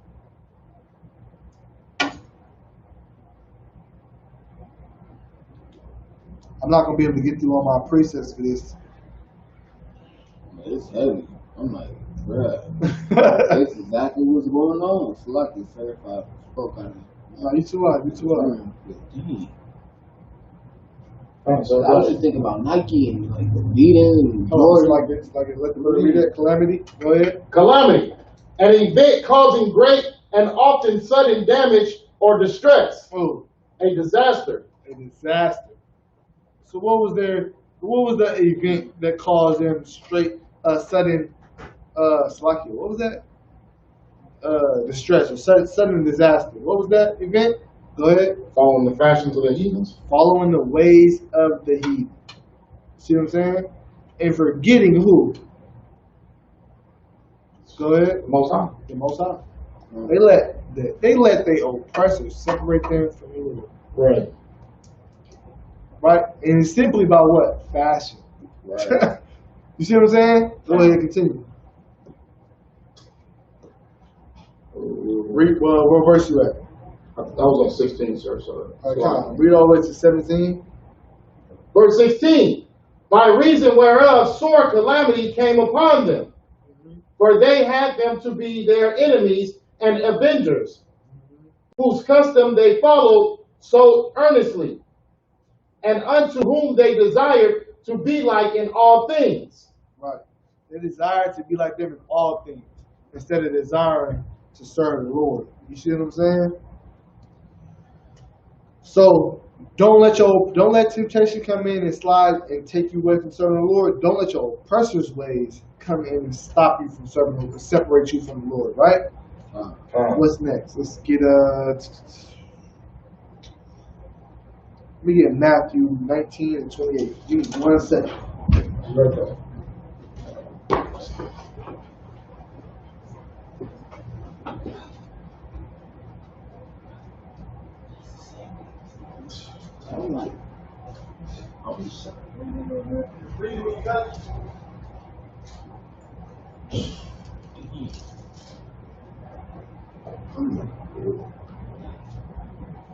Matthew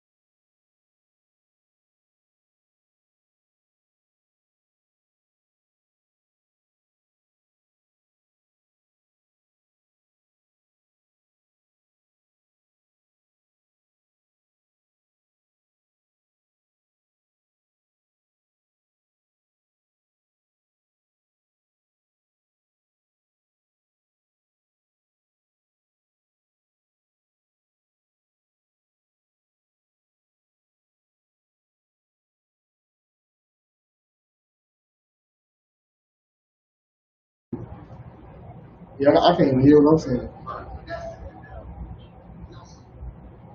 That's strange. So I get mine has a low Lag. yeah, Let's a see low what- lag to it. Is this one up? I'm waiting right now to see. Let's see.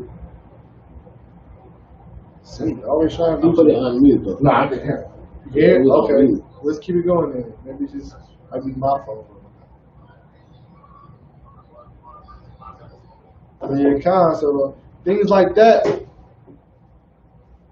will prevent you from serving the Lord. You always, for a sister, you always got to remain righteous, right? Okay, I'm gonna run it a little bit over, y'all. Just bear with me because I'm gonna get some of these pieces. I gotta get out. I'm gonna skip that.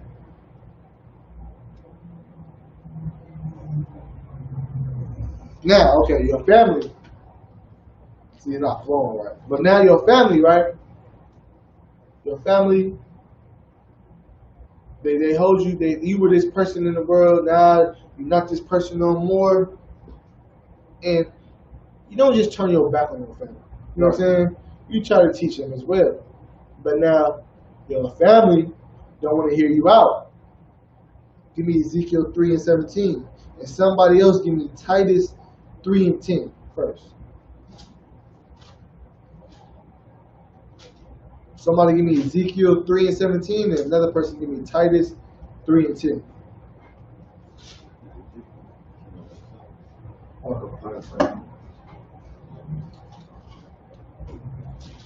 Ezekiel chapter 3, verse 17. Hold on slightly. I want that Titus one first. Okay.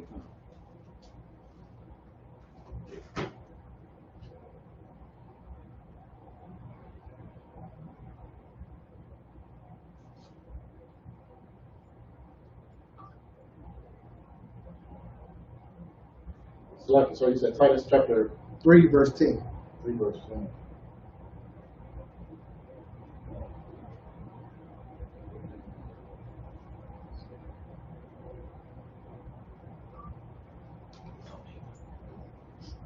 Okay.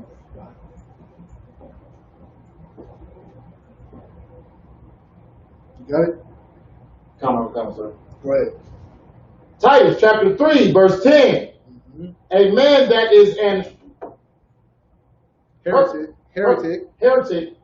heretic after the first and second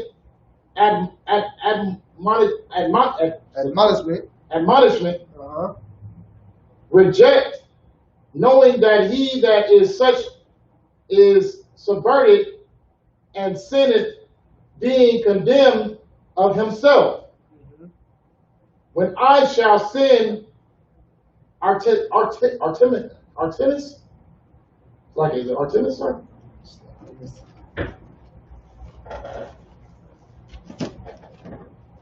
Artemis. When I shall send Artemis unto thee, or Tychicus, No sweat, keep going. be diligent to come unto me to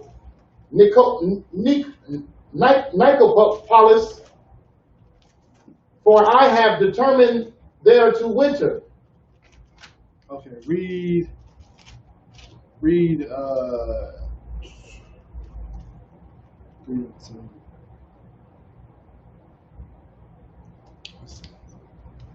3:10 one more time. Titus chapter 3, verse 10.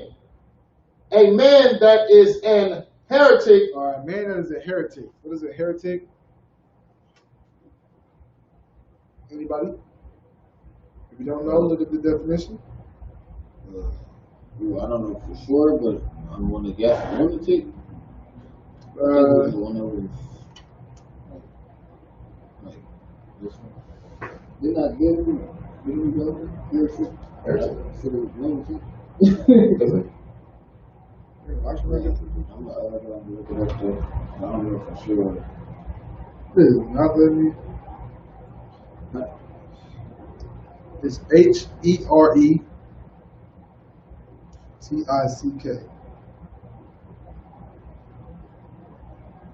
right, look, I got it for you. Heretic, a person who differs in opinion from established religious dogma. I don't know what that means, but basically, okay. A person who refuses to acknowledge or accept a revealed truth, right? That's what a heretic is. Yeah. So basically, it's like you tell that person something, they're like, I don't want to hear that, Right. but they don't want to acknowledge it or accept it, right? That's basically what they're talking about, a person who's a heretic, right? So when you choose not to acknowledge or to accept the truth, you are considered a heretic, right? Right. So now, it says, after the first and second admonition, reject. Admonition, so meaning the times you tell them. That's what the admonition I'm telling you. I'm trying to teach you. I'm trying to show you. This is what you would do for your family. I tell my mama multiple times, you can't eat bacon. You can't eat pork. 1, 2, 3, maybe 4, 5, 6 times. She's still eating that. Don't tell her that. You done told her how many times already. She obviously is a heretic. She don't want to acknowledge, or she's rejecting the truth. So don't bother telling her. Just let her live in her sin. Now, when she comes to you with a question about eating pork, hey, son, I know you say I can eat pork, but why? Now she's trying to hear you. Now you give her the game. You get what I'm trying to say? Yeah. You don't just reject it like, nah, I tried to tell you that 100 times before. Get up on my face. You don't do that. Right. You teach her. And this is why you don't do that. Give me Ezekiel 3:17. So You always want to teach and correct. But if somebody hearing you, why are you wasting your breath for? You know what I'm saying? Nobody's wasting your breath. Go ahead. Come. Ezekiel chapter 3, verse 17. Mm-hmm. Son of man, I have made thee a watchman unto the house of Israel. This is why you have this is your duty. This is why you must tell them. You are a watchman unto the house of Israel. You coming here to be a priest? You're a watchman. And watchmen are up all night. They answer their phone. They're available. And they teach and they preach. You're officer 50. You have now become an official watchman. Right? Okay. Go ahead. Therefore, hear the word at my mouth, Right, so now listen to me, you watchmen. Go ahead. and give them warning from me. Right, now you're supposed to tell your people. This is why we go to camp. This is why we have classes. We tell their people we tell the people the warnings from the Lord. You will die if you sin. This is the love of the Lord. This is the love of the Lord. Don't let nothing separate you from the Lord. This is what we tell them. We give them that warning, right? Go ahead. Verse 18. When I say unto the wicked, thou shalt surely die, Mm-hmm. and thou givest him not warning, nor speakest to warn the wicked from his wicked way. Right. Now, you being that watchman, it's important for you you see wrong, correct wrong. See what I'm saying? Okay. Go ahead. To save his life. Because you can save that brother's life. Or that's just his life. Go ahead. The same wicked man shall die in his iniquity, Mm-hmm. but his blood will I require at thine hand. Right. Now, since you didn't tell that man that he was doing wrong, and you being a watchman of the people, that blood is on your hand. Right. And he died. When I kill him, I'm blaming you. Right? You ever heard correction is love? Correction is love. Right? Keep going. Verse 19. Yet if thou warn the wicked, and he turn not from his wickedness, nor from his wicked way, he shall die in his iniquity. Right. Now, he shall die in his own crime. Right? Go ahead. Keep going. But thou hast delivered thy soul. But you have saved yourself. See how deep it runs? So that's why you see your mama, you tell your mama, don't eat no pork. We don't do that. We Israelites. We this, that, and the third. And she don't want to hear you the first, second time, like we read in Titus 3:10, okay, I ain't going to tell you no more. Right. But now, if something happens to you, the blood ain't on my hands, it's on yourself. Right. See what I'm saying? All right, we can drop that. The reason why family and friends don't listen to you The reason why they not in the truth, the reason why they can't endure what you endure, or what you might have to endure, is because they're not built like you. They're not called like you're called. You see what I'm saying? And give me Mark 4:15 to prove what I'm saying. They're not built like you. Simple as that. They're not built to be who you are. Maybe not yet. They might get it later on. But at least as of right now, they're not built like you. Come on, sir. Go ahead. Mark chapter 4, verse 15. And these are they by the wayside, where the word is sworn. But when they have heard, Satan cometh immediately and taketh away the word that it was sworn in their hearts. So you will tell them, and Satan come right away and just take that away, to take the word that you just showed them and take it away from them immediately. Right. Why? Because they don't, first of all, they don't want to really hear what you're saying. So like, yeah, I hear that sound right, that sound cool. They're like, yeah, but I'm still finna go smoke your blunt. Right. You know what I'm saying? Go ahead. And also, what you mentioned earlier, it's lucky if I may, sir, because what you're saying is from heaven. But it also says, if you come to serve me, prepare thyself for temptation. Right. So, of course, Satan will hop right on that. Mm-hmm. You get me? Because Satan he don't want them to hear that truth. That's right. But look, the cold part about it, they don't want to hear the truth either. Right. See what I'm saying? Somebody told you, you wanted to hear it. That's the difference between you and them. Right. Now you gonna let somebody like that stop you from being who you said you're gonna be? Stop you from serving the Lord because your mama don't want to listen to the truth, so you want to keep eating pork, shrimp, crab, and lobster. It's gonna, and you're like, damn, that's my mama though. It's gonna stop you from serving the Lord. You decide. You pick. You know what I'm saying? What's gonna stop you? What's gonna keep you going? Right? Keep going. That's like it, sir. 4:16. Yeah, right. 4:16. For Mark chapter 4, verse 16. And these are thy likewise which are sown on stony ground, who when they have heard the word, immediately received it with gladness. Now, you was that brother. That's who you are. You that brother that heard the word and received it with immediate gladness. You be like, this brother said it multiple times during the class, like, damn. Okay, Khan, sir, what you bringing out so heavy. Right. You receiving the word with gladness, like, okay, yeah, you're right. Give me a way to combat this, to help me. You see what I'm saying? Not just you, but other people online as well. Right. Give me a way to combat this, and it's right. So, that's the difference between you and them. Satan is on them, and it takes the word that you give them, the good word, the truth, right from them. Right. But for you, you receive it, and it's your reward. Now, why is it your reward? Why are you receiving it and they not? Isaiah 44:18. I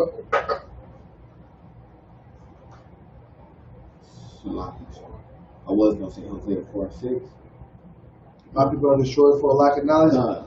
Yeah, but it doesn't explain why you receive the word and they don't. Okay. See what I'm saying? You want me to drop this?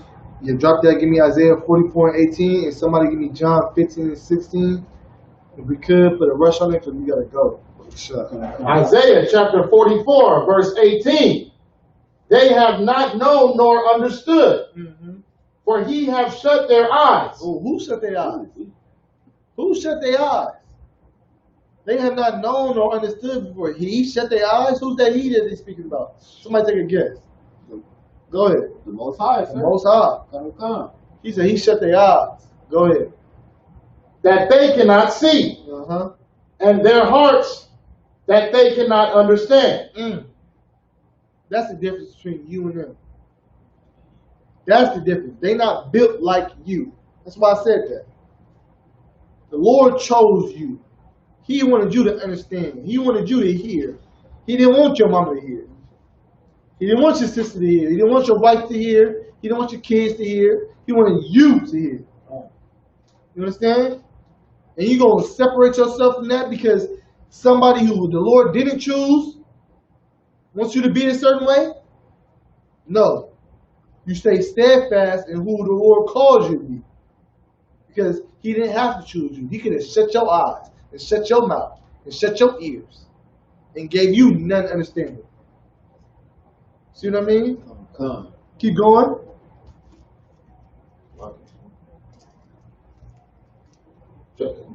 It's okay if I start back at 18? Start at 18. Verse 18. They have not known nor understood, for he hath shut their eyes that they cannot see, Right? and their hearts that they cannot understand. Ooh-wee. Verse 19. And none considereth in his heart, neither is their knowledge nor understanding to say, I have burned part of it in the fire. Yeah, also I have baked bread upon the coals thereof. You can drop that. Basically, the key point of that is what?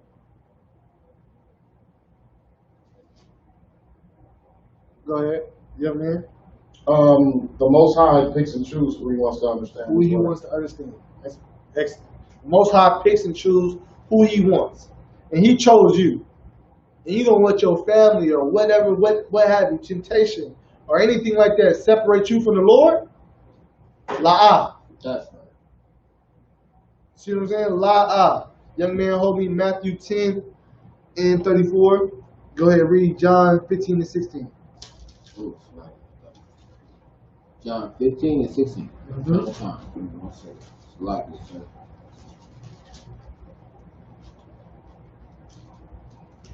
John chapter 15, verse 16. Right, bear with me. I got like 4 more precepts and I'm out. Go ahead. Ye have not chosen me, but I have chosen you. Ooh. Is that written in? What is that written in? Red? Red. Come. So who's saying this? Yahweh Shah. He's saying, you ain't chose me. You ain't decided to pick up. You ain't decided to come with me. No, I chose you. The Lord chose you. See what I'm saying? You ain't choose this truth. This truth chose you. Go ahead, continue. And ordained you that ye should go and bring forth fruit, and that your fruit should remain, that whatsoever ye shall ask of the Father in my name, he may give you, give it to you. The key point of that is 16. He said, you ain't chose me, I chose you. Right? You didn't choose me, I chose you. That's heavy. And since you've been called, because Scripture said, many are called, few are chosen. Right. You got chosen. You got the opportunities to play in the big leagues. Look, if it was means if I was on the line, your mama couldn't tell you the goddamn thing. I'll tell you that right now. Let you get it. Let them offer you a $10 million contract. Your mama be like, don't do that. You be like, I'll be damned if I don't do that. Right. You know what I'm saying? I'm gonna do it right now. As we speak. Matter of fact, it's already signed. You know what I mean? Too late. You know what I mean? That's exactly how I'll go. So the Lord called you to the big leagues. Don't fumble your chance. Because you could have been in those that don't understand. Not to say that they can't understand. That's why you teach them and show them. But you understand. You know what I'm saying? You got that Matthew 10? Sorry. Keep going. Read it for me. Matthew chapter 10, verse 34. Think not that I am come to send peace on earth. Right. So people will wonder, why did Yahweh Shai say this? Why did they say that back in Isaiah? Yahweh Shai said, think not that I come to send peace on earth. I just lovey-dovey and dandelions and sunflowers and we laying in the fields together. We ain't doing that. Think not that I come to do what? Think not that I am come to send peace on earth. Right. I came not to send peace, but a sword. But a sword. I come to destroy something. Go ahead. Verse 35. For I am come to set a man at variance against his father. I come to set you against your father. And the daughter against her mother. Why? Because what your mama taught you is the ways of this world. What you learn now is what? Different from what mama taught you. Right. So what's that gonna put y'all at? It's gonna put y'all at a difference. Y'all gonna be at a variance. Y'all gonna be like, dang, mama, nah, you taught me wrong. She's like, boy, I'm your mama. You can't tell me. And you're like, what your dad say? I told you this. I'm like, dad, like that ain't right. You're wrong. Right. So gonna put y'all at a variance with each other. Well, that boy is the truth now. He just ain't, he don't know what he's talking about. He's like, nah, dad, you don't understand. And they gonna be like, oh yeah, nah, you don't come up in my house no more. You disrespectful. This is the third, or Right. with your cousins, or with your best friend, or whatever. Gonna put you at variance with them. Go ahead, continue. Slacky, give me Romans. Slacky, not you. You hold where you at. Give me 1 Corinthians 15 and 58. 58. 1 Corinthians 15 and 58. Then go ahead, read what you at. And the daughter-in-law against her mother-in-law. Keep going. And a man's foes shall be they of his own household. Read it again. And a man's foes shall be they of his own household. See, that's a big thing for brothers. I'm hammering on the family aspect because that's big for brothers and sisters in this truth. It's your family, and it hurts you, and it bothers you, and it makes you second guess, and it makes you not want to be here. Well, if your family can stop you from your calling that the Lord has put on you, you don't deserve to be here. Right. You don't deserve it, and you shouldn't be here. Go ahead and be with them and live under them. Don't live under the Lord. Don't come into the Isupk and take this holy ground. See what I'm saying? Right. It's brothers that you might come in here and brothers really rely on you for brotherhood. But you so caught up in your own shit that now I can't really rely on you. Now you're taking away instead of giving. Right. See what I'm saying? Because I'm going to give you what I know. I'm going to give you my time. You know what I'm saying? My effort, my energy. But you come in here giving a half-ass effort, and then now what? You taking away from the brotherhood. You're really not adding to it. So you don't deserve to be here. Right? Go ahead, continue. Verse 37. He that loveth father or mother more than me is not worthy of me. Right. That's why I said you don't deserve to be here. Because you're not worthy of the Lord. If you love your family, or you can correlate that to other things more than you love the Lord. Keep going. And he that loveth son or daughter more than me is not worthy of me. You love your kids more than me. You're not worthy of me. That's how deep the Lord wants you to be focused on Him. That's why I said this is your first read. This is your first one. Right? Go ahead. Come. Verse 38. And he that taketh not his cross and followeth after me is not worthy of me. So if you don't pick up this burden, that cross is a burden. You know how they did? They put the cross on Christ's back and made him carry it. He said, you don't pick up your cross, you don't pick up this burden, and what? Follow after me? You're not worthy of me. You can't even go through a little bit. So how can I expect you to go through giving up your life like I gave up my life? Or what I'm about to give up my life at this point. You see what I'm saying? It's heavy. Now, I'm not saying go home and treat your family all different. It'll make you want to. Right. It'll make you want to. But what it should do is what? Make you be a stronger man. To where what they saying, I ain't trying to hear that shit. Y'all gonna do what the hell I'm saying. It's like I'm gonna say something else, but y'all gonna do what I'm saying. Because I run this. And if you're not gonna do what I'm saying, it's either get down later, you can get on. Because this is how I'm going to teach my kids. This is how my kids going to be. And now my kids not being this way. You want to grow up and be a faggot? Shalom. You want to grow up and be like this? Shalom. Because in this house, we going to serve the Lord. I'm not taking this house. Woman, you going to get in line. If you ain't want to get in line, be gone. You can go sin. Or you can get ignored. You see what I'm saying? Because I have a calling on me and I have a duty that I have to live up to. Like the scriptures say, John 15 and 16. You did not choose me, but I chose you. Right? Drop that. Give me what you got. 1 Corinthians chapter 15, verse 58. So I can give me Romans 8 and 38. We're going to end it. No, keep going. Go ahead. Verse 58. Therefore, my beloved brethren, be ye steadfast, unmovable, always abiding in the work of the Lord. Right. Be ye steadfast. Did it say unmovable? So you gonna let your woman sway you off of this? Look, I'm gonna tell you right now. If your woman know she can sway you from being who you said you're gonna be, I mean it's different if you like, baby, we gonna go to the movies tonight. She's like, nah, I wanna go get dinner. That's cool. That ain't like swaying you. But if you like, we not eating pork, shrimp, crab, and lobster, she's like, but you know, it's our favorite meal, and we this and that, and I'm just gonna make it one time. And you like, all right, just one more time. You've been swayed. Right. You are immovable. Right.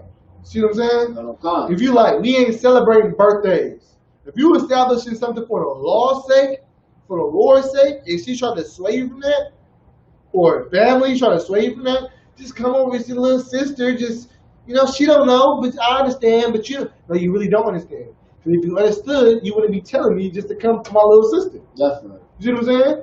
You don't understand. Do you get what I'm trying to say? So read that one more time. 1 Corinthians chapter 15, verse 58. Therefore, my beloved brethren. He said, my beloved brother. My brothers that's in this truth. You my beloved brother. I have love for you. Go ahead. Be ye steadfast, unmovable. Be steadfast, be unmovable. Go ahead. Always abounding, Salakia, in the work of the Lord. Always abounding in the work of the Lord. Be raptured in it. I know I ain't been here for a couple of weeks. But bruh, I'm always in the work of the Lord. I'm trying to do something. Right. I'm telling you right now. I'm trying to do something, whether it's showing brotherhood, whether it's something. You see what I'm saying? Always try to do the work. Strive for the work. You understand? Go ahead. For as much as ye know that your labor is not in vain in the Lord. Your labor in the Lord, what you put in your work in the Lord is not in vain. You can put work in a woman for 6, 7, 8, 9, 10 years. And she leave you and go let another man stick his rod right up in where you used to stick your rod for 10 years. That's right. You see what I'm saying? That's right. And all that you taught her and all that you did was in vain. But the Lord, that rib that you got, that you gained coming into this truth, ain't gonna do this. You might go through ups and downs. You might go through some hard times in this truth. But it's not gonna cheat on you. You understand? Right. Go ahead. Continue. Chapter 16. No, drop that. Give me what you got. Romans 8. Romans 8, verse 38. For I am persuaded that neither death, nor life, nor angels, nor principalities, nor powers, nor things present, nor things to come, nor height, nor depth, nor any of other creature shall be able to separate us from the Lord of God. Oh my goodness. He named a whole brick of things, paragraph. This is why this class is about. Don't let nothing separate you from the Lord. That's right. You understand? He said, angels, principalities, death, anything separate you from the Lord. Don't let nothing separate you from serving the Lord most high power. At the end of the day, that's the moral of the class. You don't let nothing separate you from the Lord. You serve this truth. You love this truth. You keep this truth. Continue on that. Which is in Christ Jesus our Lord. Chapter 9. Oh, Slacky. Read that one more time, 38. Sorry.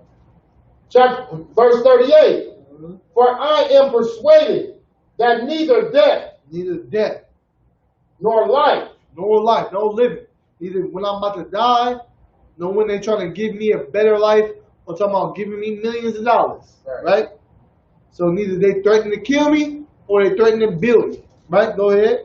nor angels, nor principalities, nor the powers of this world, go ahead, nor powers, nor powers, go ahead, nor things present, nor things to come, nor the things that's happening to me now, or the wars and the poverty and the things that are to come after me, or things they're talking about in the future. right, Right? nor height, nor depth, Uh-huh. nor any other creature shall be able to separate us from the Lord of God, which is in Christ Jesus our Lord. Right. Shall separate us from serving the Lord. Right? Nothing should separate you from serving the Lord. Nothing. Right? Not temptation, not your woman, not your family, not your oppressor, not death. Now, no matter whatever you face, it separates you from serving the Lord. Now, last precept before we go, give me Ecclesiasticus in the Apocrypha, chapter 4, verse 28. And I'm done with this. Ended on this class. I went over. It's like it for keeping y'all for so long. It would have been a 3-hour class if I would have read all the precepts I got written down right here. It's lucky. Salakia, chapter 4, verse 28. Come. Ecclesiasticus. Read it nice and loud. Ecclesiasticus, chapter 4, verse 28. Uh-huh. Strive for the truth unto death. Strive for the truth. This is something that you should die for. Strive for the truth unto death. Go ahead. And the Lord shall fight for thee. You want something magnificent to happen? You want some power? You want somebody to be there for you in hard times when nobody else can be there? Strive for this truth unto death. Live it like you want to die for it. And live it like you will die for it. You understand? And what will happen? Go ahead, read it one more time. Chapter 28. Ecclesiasticus chapter 4, chapter 4, verse 28. Strive for the truth unto death. Strive for the truth unto death. Go ahead. And the Lord shall fight for thee. And the Lord will fight for you. Is there any more on that? Allah, sir. And the Lord will fight for you, man. Understand that. Who you serving and what you serve. And don't let nobody or nothing separate you from serving the Lord or who you said you would be. And with that, Salami Hawaba Shimi Awashah Barakatham. Salami Hawa Shamar Alathan by Shimi Awashah. Tune in. One West Radio tomorrow night, 10 p.m. Pacific Standard Time. Tap in.